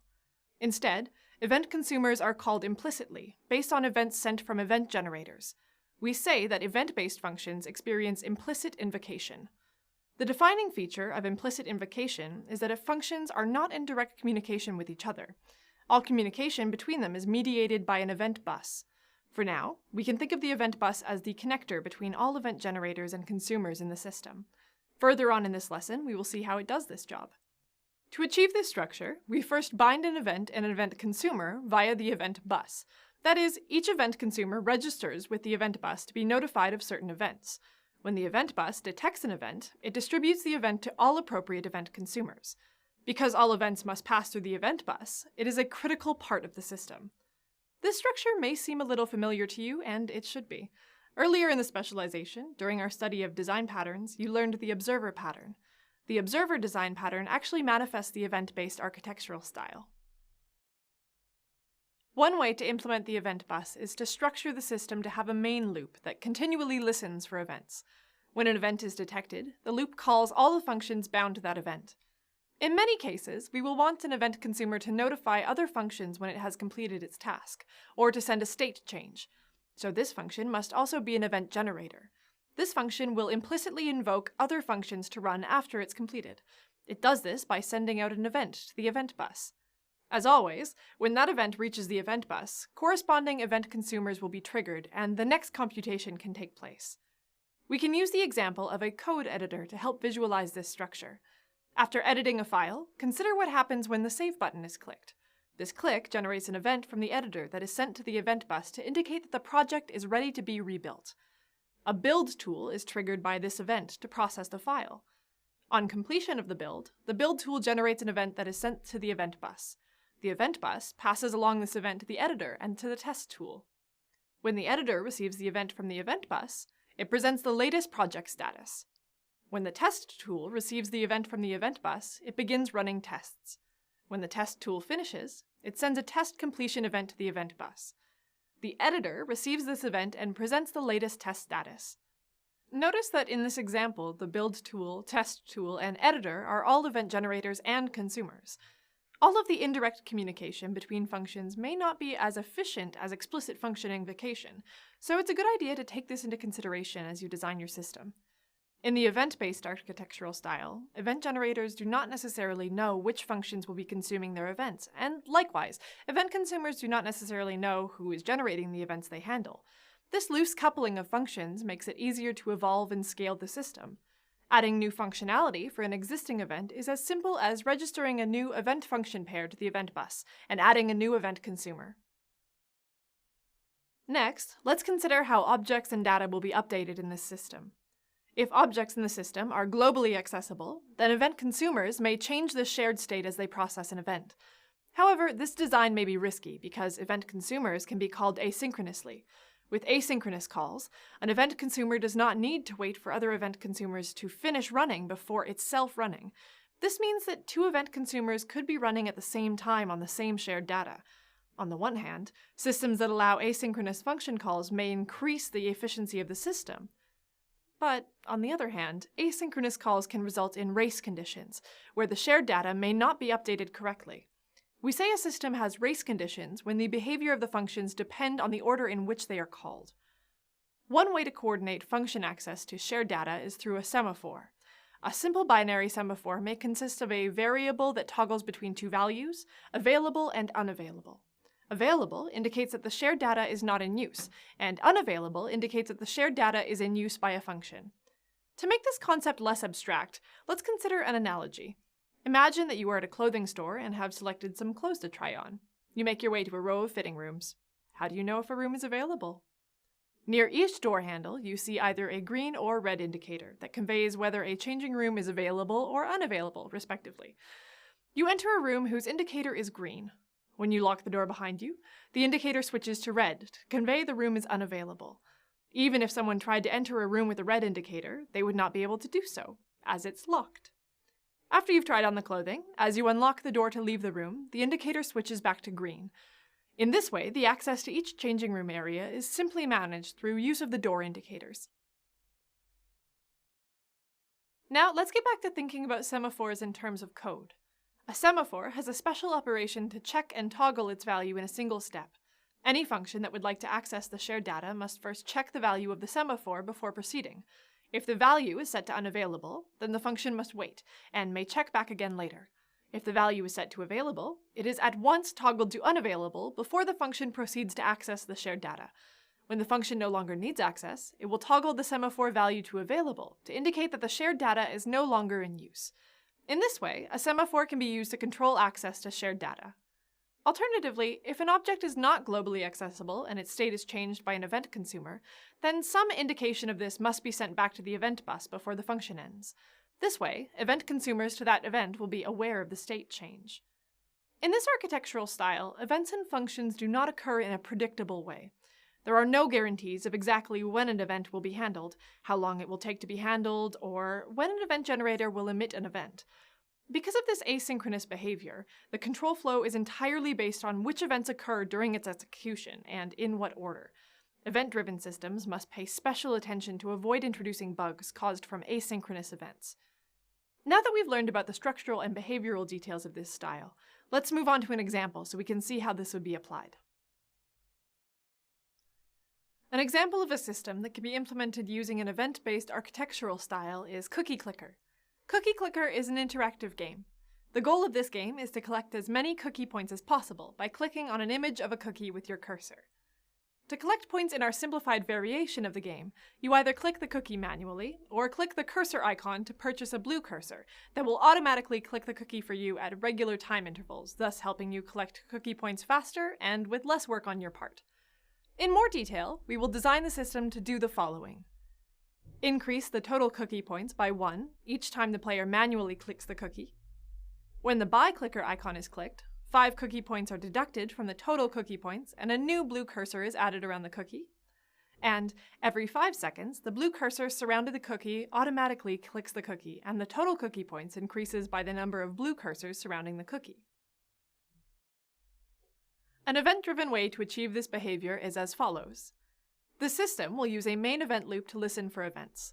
Depending on where you click within the window, a different event consumer will be invoked. For the sake of simplicity, we will assume all variables in this system are globally accessible and that access to them is controlled. When you click the cookie, the function registered to handle this click event is called, and the total cookie points is increased by 1. When you click the buy clicker icon, the function registered to handle this click event is the buy clicker function. When invoked, it first reduces your cookie score because you have made a purchase. Then, it adds an automatic clicker function to the system, and a new blue cursor is added around the cookie. This means that there will be one automatic clicker function for each blue cursor surrounding the cookie. The first time a clicker is purchased, a timer function is added to the system by the buy clicker function. The timer function is an event generator, registered to the event bus, that sends a timer event every 5 seconds. When the timer function emits a timer event, the event bus detects this and triggers every automatic clicker function to consume this event. Each automatic clicker function is responsible for making one click to the cookie. So every time a timer event is sent to the event bus and received by the automatic clicker functions, the total cookie points increases by the number of automatic clicker functions. That is, every 5 seconds, the total cookie points automatically increases by the number of automatic clickers purchased since the beginning of the game. Together, these event consumers, generator, and bus form the system of the game. We've left out the details of how the graphics are drawn, but as you can imagine, additional functions can be added to the system to produce the graphics. As we've seen from our example, the event-based architectural style is well suited to interactive applications. Graphical user interface applications that rely on user input and distributed systems that interact with other programs are prime candidates for this style. In the event-based architectural style, event generators and event consumers do not need to know about each other directly. All communication between them is mediated through an event bus. This decoupling of functions results in systems that evolve and scale well.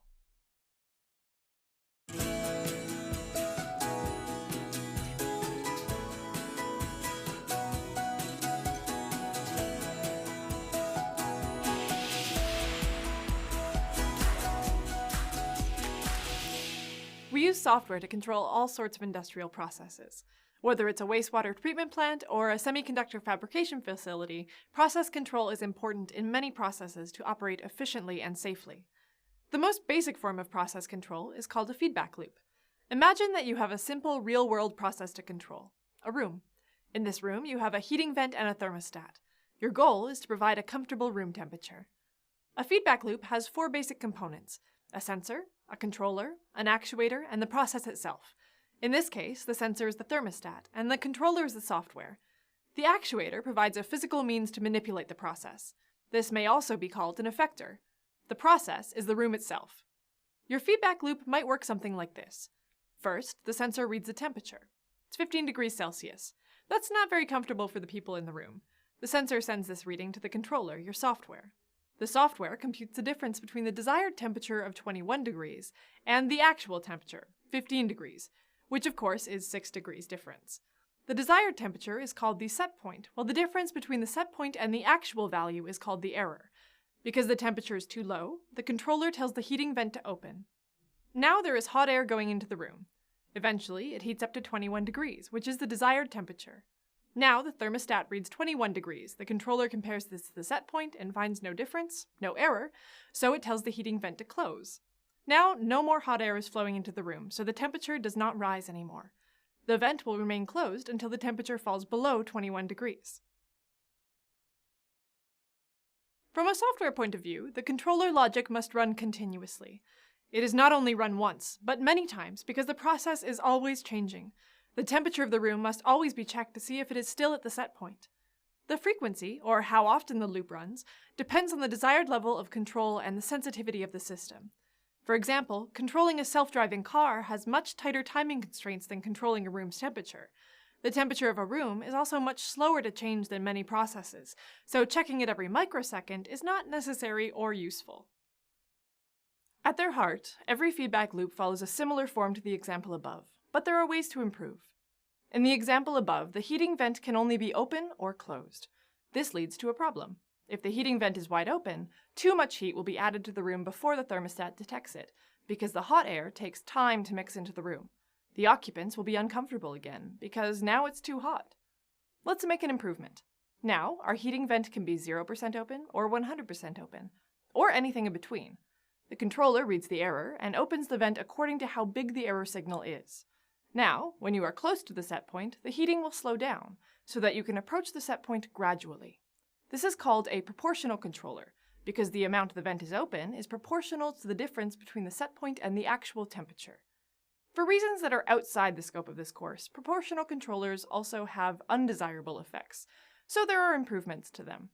The basic concept remains the same though. The software compares a measured value, like temperature, to a set point, like desired temperature, and controls the process to get the desired result. Other variations on process control exist as well. A feedback loop is an example of a closed loop, because information from the process is used to control the same process. An open loop refers to a process that is controlled without monitoring the process. It is simple, but cannot deal with changes in the process. It also cannot check itself to see if it's actually succeeding. Older clothes dryers are an example of open loop control. You simply put the clothes in, and the dryer runs for a set amount of time. Feed-forward control occurs in systems where there are processes in series. Information from an upstream process can be used to control a downstream process. This allows for a coordinated, proactive response, but it requires a very good model of how the process responds and will not deal with unknown events very well. Feed-forward systems are often used in conjunction with feedback loops, as we can see here. For example, you could implement feed-forward control in a flood protection system for a town. Suppose an upstream monitoring station detects large flow rates. This signals the controller for the town system. The controller in turn asks the actuator, a gate, to open and divert some water into a reservoir to keep water levels low. This feed-forward system could work on its own, or work alongside a feedback system for controlling the water level. In our room temperature example, the software architecture would be very simple. The software must simply turn one input into one output, so this could be a pipe and filter architecture. More complex problems may have many sensors and many ways to control the process. Think about a self-driving car. It must take information from all kinds of sensors like radar, LiDAR, and cameras. It can also control itself in several ways that are not separate from each other: throttle, brakes, and steering. The process control architecture for a complex problem like this is much more complex, but it usually looks something like this. This architecture is based on a MAPE-K structure. It comprises 4 major steps: monitor, analyze, plan, and execute, and all 4 of these steps must have knowledge of the process. The first responsibility is to monitor. This is the component or collection of components that interface with sensors, turning their raw signals into meaningful information for the software. Next, the software must analyze this data. This can be much more sophisticated than in the room temperature example. It could integrate data from several sensors and build a complete picture of how the process is behaving. More sophistication generally requires a better model of the process. The next step is to plan. Like analysis, more advanced planning needs will require more knowledge. Your software will have to know how the process will respond before deciding how to make the desired change. This knowledge is in the form of a model of the system. Software developers should only build these models in close conjunction with engineers that specialize in the process. Finally, there's execute. After the analyze and plan components have done most of the thinking, the execution components will be relatively simple. At the very least, they will simply turn desired actuator positions into signals to communicate to those actuators. I can't overstate the importance of the knowledge component in complex make-case systems such as self-driving cars. Technology companies are investing heavily into such cyber-physical systems. A huge amount of investment goes into extensive real-world testing, machine learning, and data modeling to operate these systems, all underpinned by an effective software architecture. Although process control is often handled by specialized professionals for all but the simplest problems, it helps to be aware of it and when it should be used. Every modern manufacturing operation in the world contains at least simple process control. Even your house or apartment building has feedback loops. With the advent of machine learning and big data, process control is becoming ever more complex, and software is becoming an ever bigger part of controlling physical systems. Opportunities for developers in these fields will continue to grow as more companies realize the potential and the software industry gets better at developing solutions.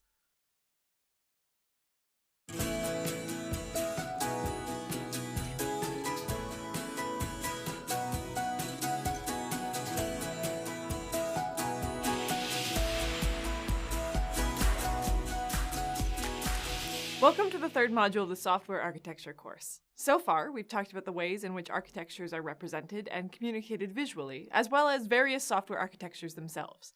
Now you're going to learn about how software architectures are analyzed, evaluated, and how they interact with software development.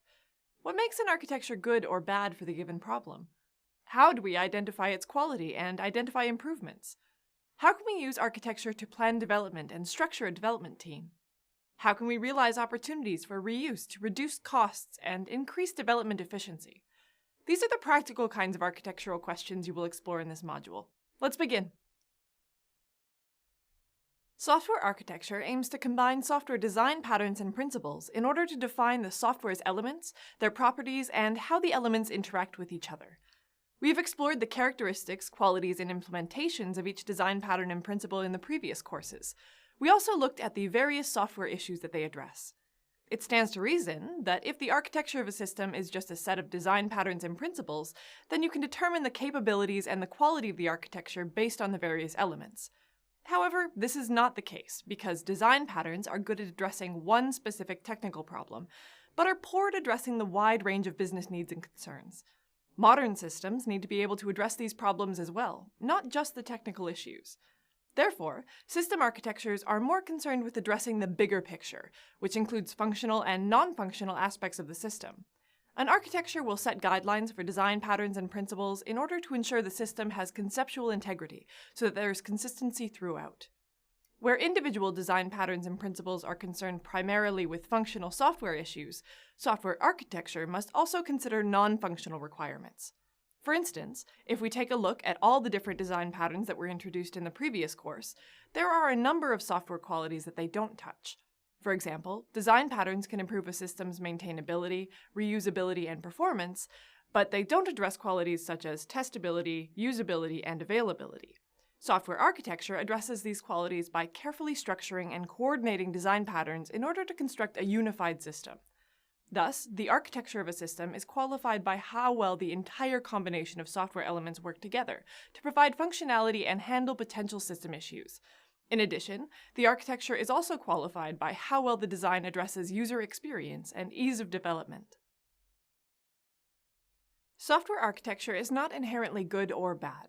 That is to say that an architectural design doesn't have inherent qualities that make it a good architecture or a bad architecture. Software architecture is designed to address a set of requirements. These requirements are used to address a problem or need. We've examined various types of system architectures in this course, and each one of them is meant to be used in different environments. For example, an online web-based game will use an event-based architecture over a repository-based architecture in order to facilitate communications between players. This doesn't mean that a repository-based architecture is bad just because of its inherent design. It is bad because it simply isn't the correct design for this software environment. Not only would a database decrease the performance of your system due to the pace at which the state of the system is changing, but it would also be difficult, if not impossible, to allow for a large number of concurrent players. In fact, your system will most likely use a combination of architectural designs.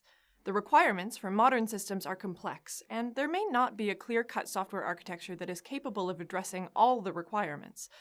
The context in which you are designing is important. A system needs to be able to operate and perform within a given context. For example, if you design a system that is only capable of storing and processing a relatively small data set, you shouldn't expect it to perform effectively if the data demands exceed the amount that it was designed to handle. This would be like installing a human-sized door on your garage and then trying to drive a car through it. There are functional and non-functional requirements to consider when designing the architecture of your system.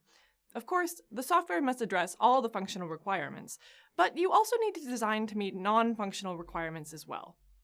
Non-functional requirements are not always clear or even explicitly presented by your clients or stakeholders. These requirements can also differ between each group of stakeholders. For instance, your development team will care about requirements like maintainability, reusability, testability, and supportability, because they will be the ones that will need to support the system during its life cycle. An end user most likely doesn't care about testability, but will care about ease of use, error handling, system stability, and so forth. Be mindful that different groups of stakeholders have different expectations. Your software architecture should address the concerns of each group. Prioritize the system requirements and don't be afraid to make compromises in order to find a good balance between system qualities. So, how would you measure an architectural design to determine if it is capable of meeting the system requirements? The quality of a system is determined by quality attributes. They are measurable properties of a system used to gauge a system's design, runtime performance, and usability. In order for an attribute to be measurable, you need to have some objective method of quantifying it. For example, system availability can be measured by the system's uptime in some unit of time. What is presented in this lesson is the industry consensus for quality attributes, but these are not set in stone. You can add or remove quality attributes from your evaluation of a system architecture based on your specific needs. We have placed an emphasis on maintainability, reusability, and flexibility when designing and implementing systems. It shouldn't be a surprise that these characteristics are part of the set of quality attributes used to assess the design of a system. Maintainability determines how easy systems can undergo change. Your system will undergo many changes throughout its life cycle in order to fix errors, change software elements, add new features, or retire old services. Any system that you design should be able to accommodate these changes with relative ease. Reusability allows you to take functionality or parts from a system and use it in another system. It helps reduce the cost of re-implementing something that has already been done. Flexibility is a measure of your system's ability to adapt. A highly flexible system is able to adapt to future requirements changes in a timely and cost-efficient manner. Modifiability is closely related to maintainability in that it is a measure of your system's ability to change. This quality attribute determines the ease at which your system is able to handle changes to functions, incorporate new functionality, or remove existing functions. The goal of a highly modifiable system is to provide an enhanced experience to the end user by adopting new technologies and industry standards. However, it is also the most expensive design quality to achieve, so you must take into consideration the costs associated with implementing changes. Questions that you may have are, what can change? Who will be making these changes? And what are the possibility of changes happening? Your system should also have high testability. This is defined by how easy it is to demonstrate errors through executable tests. Programmatically testing your system for errors is important because they can be done quickly, easily, and do not require a user interface. Testing during implementation will help identify faults so that they can be fixed before you release your system. Finally, the system architecture should have conceptual integrity so that there is consistency throughout the system. This can include consistency in design across subsystems to naming conventions. Quality attributes for design are important because they carry through the design phase into the implementation and support phases of your software's lifecycle. Of course, at the end of the day, the quality of your system will be most dependent on how well it performs. Is it able to meet requirements? Is it intuitive to use? Does it perform its functionality in a timely manner? Are the outputs of the system correct? How well can it handle errors? There are many qualities to take into consideration when evaluating how well a system performs from a user's perspective. Let's take a look at what these quality attributes are and what they're measuring. An important quality of a system is its availability, which is the amount of time the system is operational over a set period of time.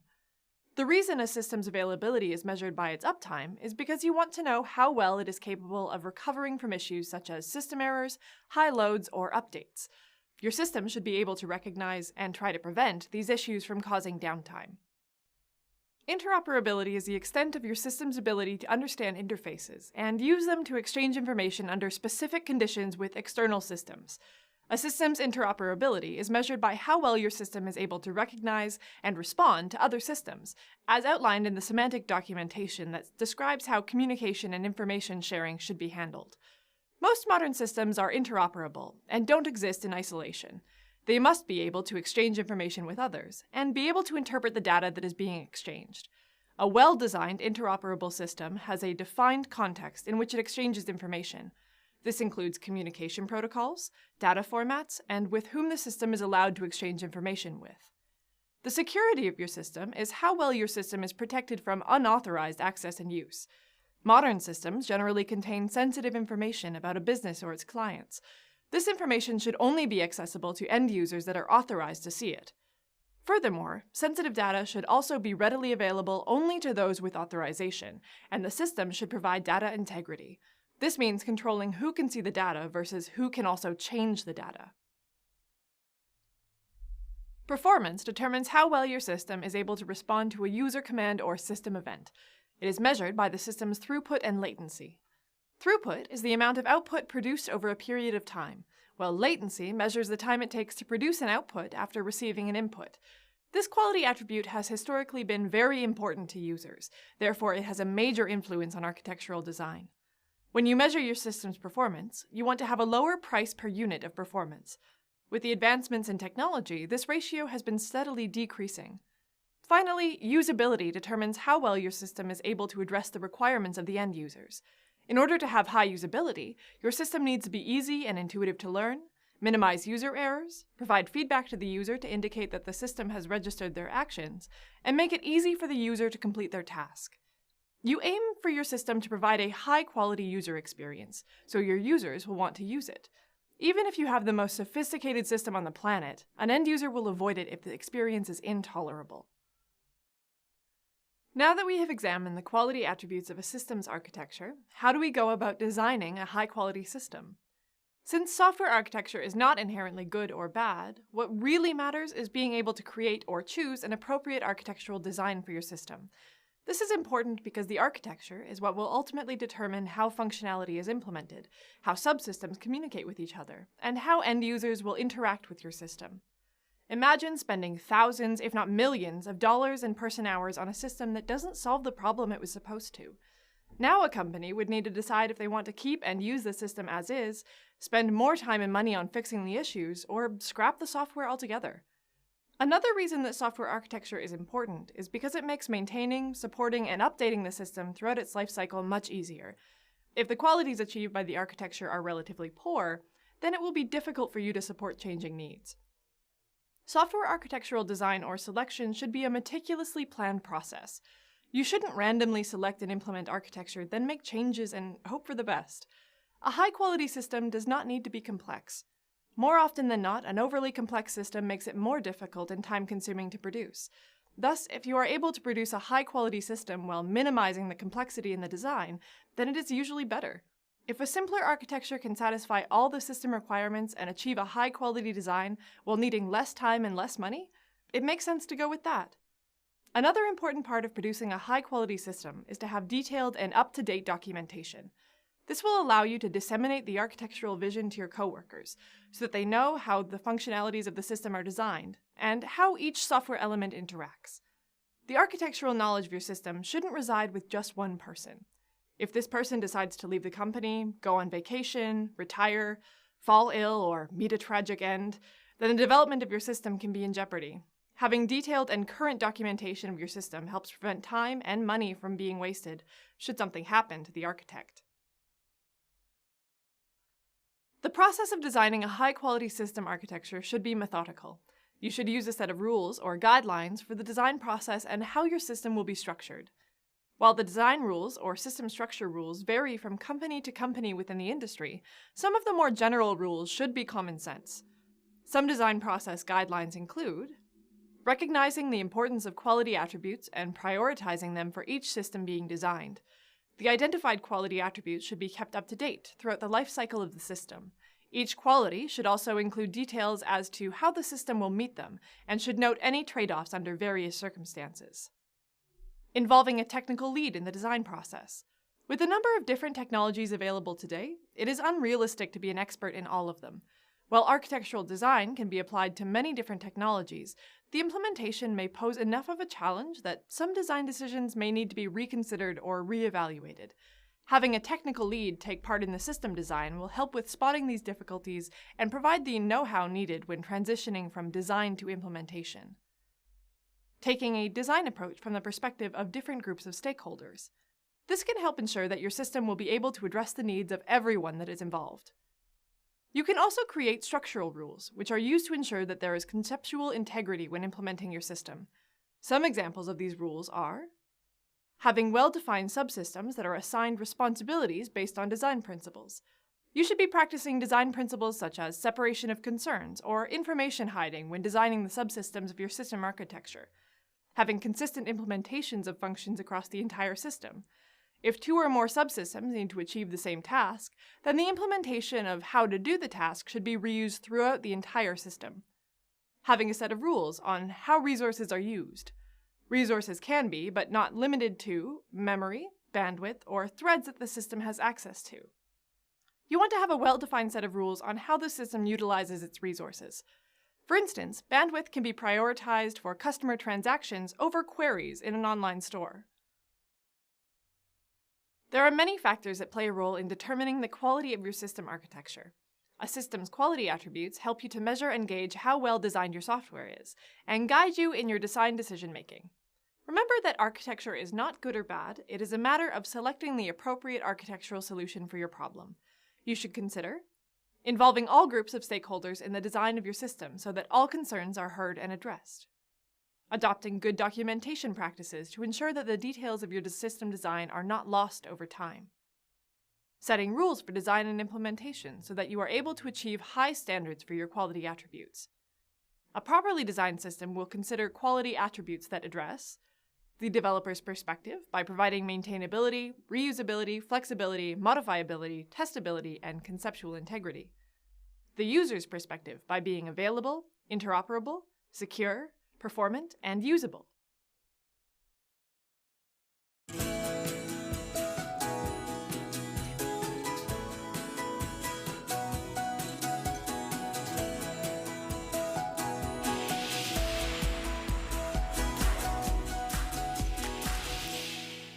So far in this course, we have looked at architectural modeling diagrams, commonly used software architectures, and system quality attributes.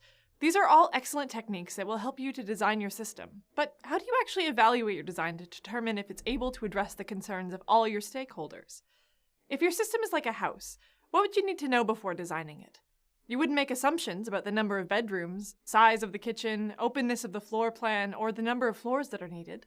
These features are specific to each individual client, and are important pieces of information that you'll need before you start designing. Once the design is complete, you need to make sure that your client's requirements are met. For example, are the bedrooms of an appropriate size and in the right location? Is the floor plan designed in a way that the client envisioned? These types of questions can easily be evaluated by consulting the clients. Software systems face similar challenges.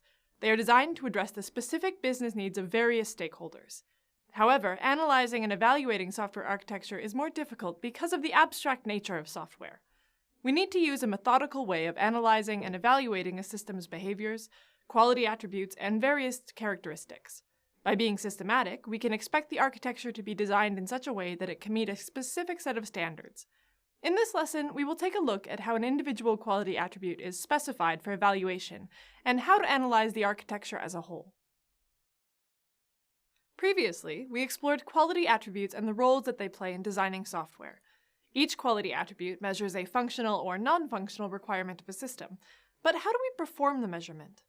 All quality attributes use quality attribute scenarios to determine if a system is able to meet the requirements that are set for the quality attribute. There are two types of scenarios, general and concrete. A general scenario is used to characterize any system, while a concrete scenario is used to characterize a specific system. Each scenario consists of a stimulus source, a stimulus, an artifact, an environment, a response, and a response measure. The stimulus source is anything that creates a stimulus. A source can be internal or external to the system. For example, an internal source can be an internal timer, and an external source could be the end user. The stimulus is a condition that will cause the system to respond. Since the source of the condition can originate internally or externally, you will need to differentiate the types of conditions and be specific. A specific internal error could be a buffer overflow, and a specific external error could be incorrect user input. The environment is the mode of the system when it is receiving a stimulus. The environment of a scenario is particularly important if your system involves distributed computing, or if the system can exist in operational modes besides just running and stopped, like recovering from a failure. The artifact is the part of the system that is affected by the stimulus. In large-scale systems, a stimulus should not directly affect the entire system. Instead, a stimulus should cause a response within a subsystem, which then sends a stimulus to another subsystem. The response is how the artifact will behave as a result of receiving a stimulus. This can include handling an error, recovering from a failure, updating system logs, dispatching security alerts, or changing the current environment. Finally, the response measure is a metric used to quantify the response so that the quality attribute can be measured. The metric should be quantitative and objective, such as probability of failure, response time, repair time, and average system load. Scenarios are built to identify situations that impact the quality attributes of a system. In the context of analyzing and evaluating architecture, you should focus on situations that are outside of the normal execution path. This means that scenarios involving incorrect input, heavy system loads, or potential security breaches should be prioritized highly. It is the system's inability to handle unexpected failures that stops it from achieving a specific quality attribute. For example, if you were addressing the availability of a system, your initial instinct may be to focus on when the system is online and behaving normally. However, for availability, you need to consider the situations that cause the system to become unavailable. So, you should construct scenarios that would cause your system to become unavailable and measure how long it takes to recover. Recovery time is an important stimulus response because it gives you a better understanding behind the availability of your system if it goes offline due to a stimulus. Let's see an example of what a general availability scenario could look like. In a general scenario, you would consider possible high-level events and summarize them. Since a single scenario may involve many scenario component values, it is more efficient to use a table to describe all the possible values. What about concrete scenarios? As you would expect, concrete scenarios are more focused. This allows you to test an architecture with a specific stimulus under specific system environments and measure how well the system can respond. For example, availability of a web server can be hindered in its ability to process requests when at resource limits or under heavy load, so you can measure a server's availability under different conditions. In this concrete scenario, a customer needs to wait for the system to finish processing previous orders for concert tickets before they're able to send their purchase request. The system is unavailable for customers if the system can't accept their request for tickets, which has a negative effect on the availability quality attribute of the system. Now that you know how to create scenarios for measuring a system's quality attributes, let's use them in the analysis and evaluation of the entire architecture. There are a number of different methods that can be used, but we will focus on an evaluation technique developed by the Software Engineering Institute at Carnegie Mellon University called ATAM, which stands for Architecture Trade-off Analysis Method. The advantage of ATAM is that the evaluators do not need to be familiar with the architecture or the problem space. This allows outsiders to evaluate your system, or for you to evaluate the architecture of a project you're not involved in. ATAM involves 3 different groups of participants. The first group is the evaluation team, which has 3 different subgroups: designers, peers, or outsiders. The most important characteristic for the evaluation team is that they be unbiased. Designers are the ones involved with the architectural design. This group naturally follows an iterative, hypothesis-driven method when designing, which involves analyzing the system requirements, creating a design to address the requirements, and then reviewing the design to see if it works. The second group of evaluators are your peers. They are part of the project, but are not involved in the design decisions. This allows you to get different viewpoints on your design decisions. The last group are outsiders, who are external to the project or to your organization. The main reason to involve an outside group to do an evaluation is because it completely eliminates any bias towards the project. Outsiders should have experience and expertise in analyzing architecture, so you can be confident with their evaluation. The second participant group of ATAM involves project decision makers. They are project representatives with the authority to make project decisions. This could include project managers, clients, product owners, software architects, and technical leads. The third participant group involves the architecture stakeholders. This includes anyone who wants the architecture to successfully address the business needs but is not actively involved in the evaluation process. End users, developers, and support staff would belong in this group. Let's look at the high-level flow of ATM before diving into the details. The business drivers initiate the software project because of the need for a system to address some problem. These drivers go hand in hand with the system architecture, which is created as the solution to the business issues. The business drivers and system architecture determines the quality attributes of the system, the architectural approach taken, and the design decisions that are made. These ultimately combine together to allow you to create quality attribute scenarios. These scenarios are analyzed, resulting in an evaluation of the system, which includes trade-offs, sensitivity points, non-risk scenarios, and risk scenarios. Since the risk scenarios have a negative impact on the quality of the system, we analyze each of them and categorize them into risk themes. Now let's look at the entire ATAM process, which involves 9 steps. Present the ATAM. The evaluation team presents the ATAM process, which includes the context for the evaluation, expectations, procedures, outputs, and addresses any concerns about the evaluation. Present the business drivers. The project decision makers present the business problem and the goals for the system. They also present the system's features and requirements, project constraints, and scope. Present the architecture. The current and expected state of the architecture is presented. Constraints of the project that can affect the architecture, such as time, cost, difficulty of the problem, and quality expectations are also presented. Identify the architectural approaches. This is the first analysis activity, which involves examining the architectural patterns that have been used in the system so far. In this step, you analyze the documentation, the notes from the presentations, and ask questions to get more clarity about the system. Create a quality attribute utility tree. The requirements for each quality attribute is detailed in a quality attribute utility tree. You can gain insight about the system and identify the quality priorities by working with the project decision makers to refine your utility tree. A utility tree captures all the quality-related architecturally significant requirements, also known as ASRs, which arise from the business drivers. The overall utility of a system is broken down into quality attributes.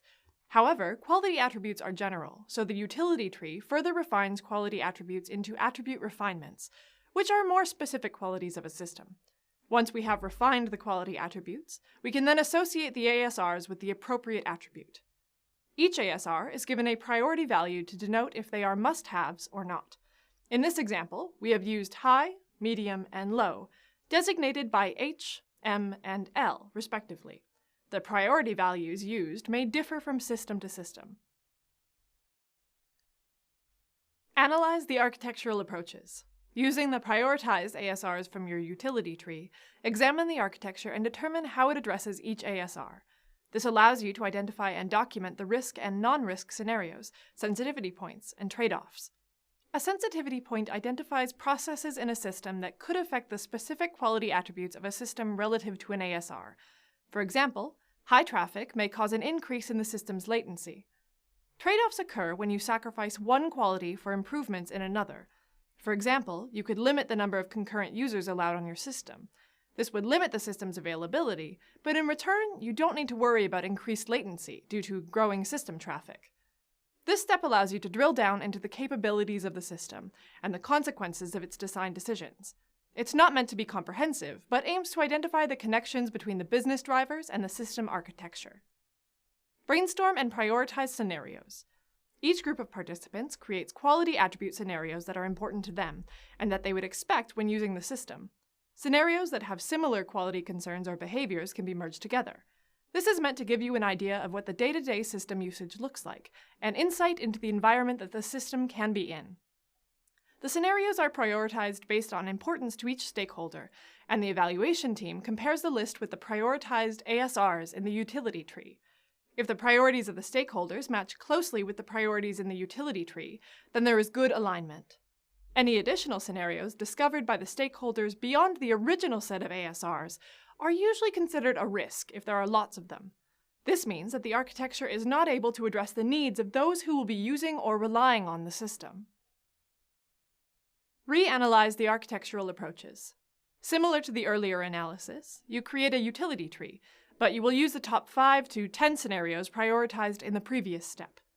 Using this new utility tree, you can talk with the system architect and discover how each scenario can be achieved with the system design. Present the results.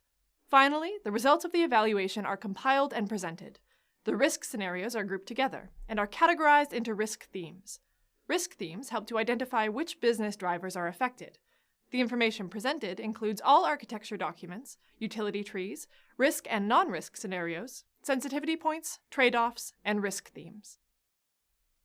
Modern systems are becoming more complex in order to address a variety of business problems.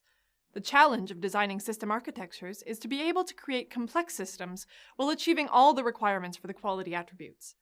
The architectural trade-offs analysis method is a common approach for analyzing and evaluating system design. ATAM doesn't require you to have intimate knowledge of the system.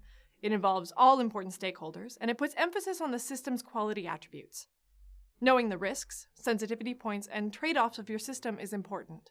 In order to produce a high-quality system, you want to minimize risks by discovering and addressing them, minimize the effects of sensitivity points, and be sensible about your trade-offs. In a case study, the Software Engineering Institute of Carnegie Mellon University used ATAM to analyze and evaluate the Product Line Systems program developed by Avionics Systems. The SEI found that ATAM helped to expose unseen risks to the stakeholders involved in the architectural process. In addition, ATAM helped to facilitate communication between stakeholders, found issues with newly discovered functionalities that the stakeholders expressed to be important, and elevated the role of software architecture. Designing systems is becoming more complex and difficult as technology grows to meet the demands of the workplace. By analyzing and evaluating your architecture, you can successfully create high-quality systems.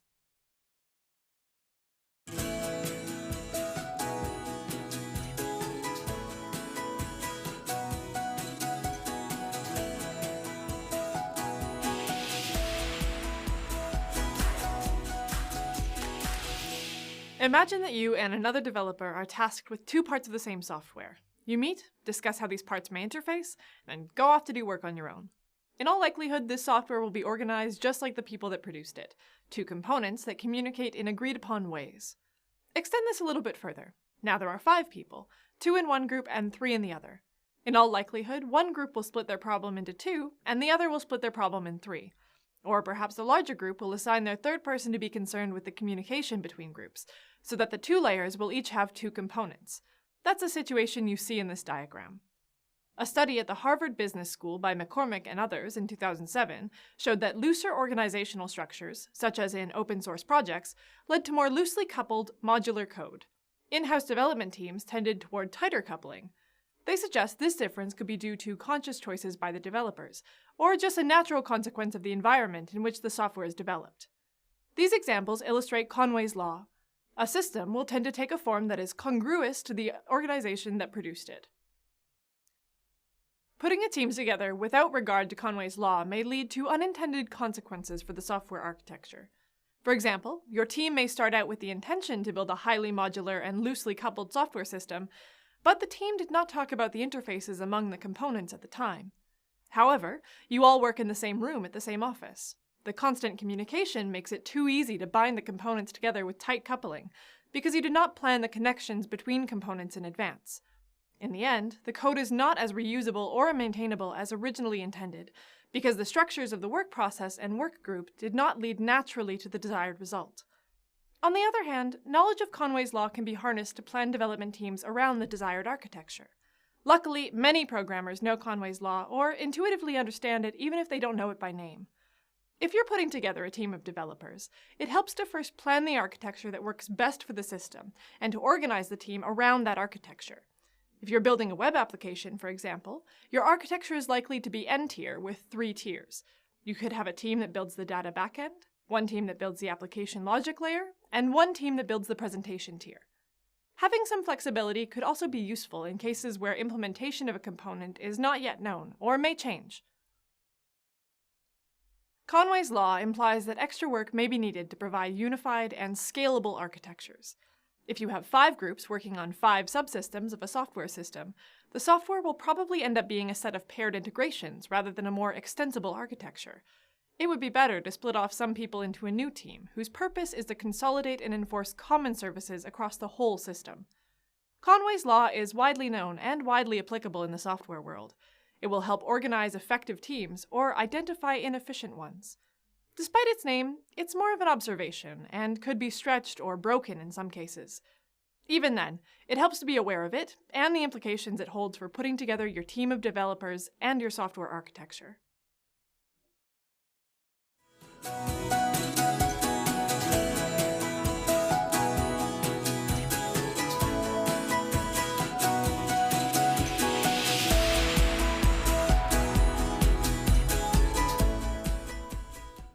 As developers work, they should always be looking for opportunities for code reuse. The software world is full of code reuse implemented in different ways, such as libraries, toolkits, and engines. Developers can save time and resources, and often get proven, robust solutions by reusing code. Reusing code is much faster than developing new code. Even if code has to be modified or adapted to the application, it's still faster than writing from scratch. This is one of the many reasons that well-written and well-documented code is important. One way to harness code reuse for efficient development is to treat a group of products as a product line or product family. These terms are fairly interchangeable, so we will use product line for the remainder of the lesson. iOS is a familiar example to many people. iOS was originally called iPhone OS and was developed for the iPhone, but due to its ease of use and popularity, it was a natural fit for other touch-based mobile products like the iPod Touch and iPad. The iPhone, iPod Touch, and iPad are an example of a product line. They all share the same operating system, so there is a lot of code reuse. However, there are important differences as well. The iPhone must implement telephone functions, such as connecting to cell phone networks and making voice calls and SMS messages. The iPad has a larger form factor, so it uses different visual layouts and is also compatible with different external hardware. There are several reasons that a company may decide to develop a product line. The most obvious is cost. By reusing code between different products, the company has less development to do per product. This can mean less money spent on development overall. By freeing up development resources, more time can be spent testing for other quality attributes of the product, such as security and reliability. Less testing is needed per product because the code that is reused has already been tested. But it is not just development costs or resources. Another reason could be for user experience. If several products share characteristics, this means customers and developers can move from one to the other with less of a learning curve and fewer surprises. This may drive sales of other products in the same line. This is in fact a key strategy of Apple. Another reason could be time to market. If Apple decided tomorrow to develop a home management system with iOS on it, they could probably implement the software for it in a relatively short time, because most of the software components are already made. These advantages, of course, do not come for free. The development hours needed for each additional product might be reduced, but some work is needed upfront to develop the foundations for the products, what is shown here as an upfront investment. If you're only developing 1 or 2 products, it may not be worth it to treat them as a product line. That is, unless you plan on developing more products later on. As you develop more products, the product line approach is more and more cost-effective. The book Software Product Lines in Action by van der Linden, Schmid, and Roms discusses the architectural considerations for software product lines. The first step in planning a product line is to separate the features that stay the same from the features that are different across products. Let's have a look. Commonalities. The features of the product line that stay the same in every product. Variations. The features of the product line that vary between products. Product specifics. Features that are specific to one and only one product. Commonalities stay the same between all products. This could be the visual elements, for example. Variations refer to features of a product line that are on some products, but not on others. If you were developing a line of tablets, a variation could be support for different cellular network connections. Product specifics are like variations, except they only apply to one product in the line. For this reason, they will be developed by the team that is responsible for that product. In your line of tablets, say you have one tablet that specializes in reading ebooks. Its product specifics could be additional tools for managing ebooks and support for an e-ink screen. In terms of development, product line development teams are generally divided into two camps: domain engineering and application engineering. Domain engineering is the development of the commonalities and variations. Essentially, this is putting together the building blocks of the products, or the infrastructure. Application engineering is actually developing a product. There could be several application engineering teams, one for each product. Application engineering includes using the commonalities, deciding which variations are necessary and integrating them into the product, and developing product-specific features. You may hear this described as instantiating a product, much like you instantiate a class in object-oriented programming. From a project management standpoint, separating development into domain and application engineering allows for separate development cycles. The domain engineering team can determine the long-term needs of the product line, evolve and test components as needed, then release that infrastructure to the application engineering teams. Once an application engineering team receives the infrastructure, and based on the requirements of their product, they develop product-specific features, decide what variations to use, and test the final product.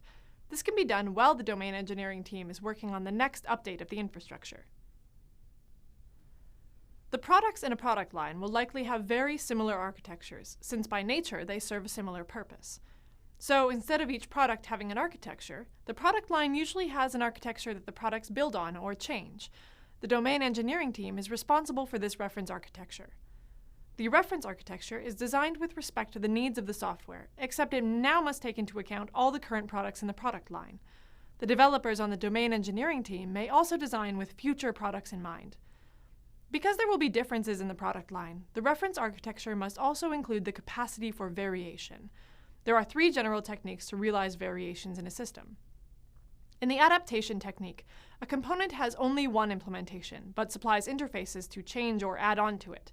One way to adapt the component could be through settings in a configuration file. Another way is to add new methods or override existing methods. You could also use the replacement technique. In this technique, there could be a default component that is replaced with alternatives to realize variation. There may not even be a default. Instead, there is a gap in the system, and the developers must supply one of the components. The extension technique is like adaptation, except that a common interface is provided for all the variations to the system. These are often called extensions, add-ons, or plugins, like you would find in your browser or other desktop programs like Photoshop. Variations can be realized at different times, and different variations may actually come in at different stages. They can be formed very early on, such as during the design or development processes of the application engineering team. Variations can be formed when the software is compiled or built. Variations can be realized when the software is launched, like the plugins in your browser. They can even be realized dynamically after the software is launched, when they're needed. Making your variations so dynamic puts heavy pressure on your architecture to be highly modular. The nature of the variation, the type of reference architecture, and the software requirements will drive what variation techniques are available to you and how they're implemented. As with any design decision, there will be trade-offs to make when considering how to build variation into the architecture. Product lines, or product families, are an efficient way to use the power of code reuse in related products. Developing your products in a product line and reusing code allows you to save time per product by doing more upfront development. Usually, this is done by splitting development into domain engineering and application engineering. Product lines impose new requirements on the architecture. The reference architecture applies to all products in the product line, and it must handle both commonality and change. Designing this architecture and building in the capacity for variation will involve trade-offs just like any other design decision. The extra resources and the common code in product lines can be used for all kinds of good: reliability, user experience, security, time to market, and maintainability. Any developer with a product line of more than 2 products should consider this approach. Congratulations! You've gone through all the video content in this course. You've learned how to describe architecture visually, how to use a variety of common architectures, how to evaluate the quality of an architecture, and finally, how architecture relates to software development. Next up are the remaining capstone assignments. You'll practice the knowledge you just gained by documenting and explaining a system with a layered architecture.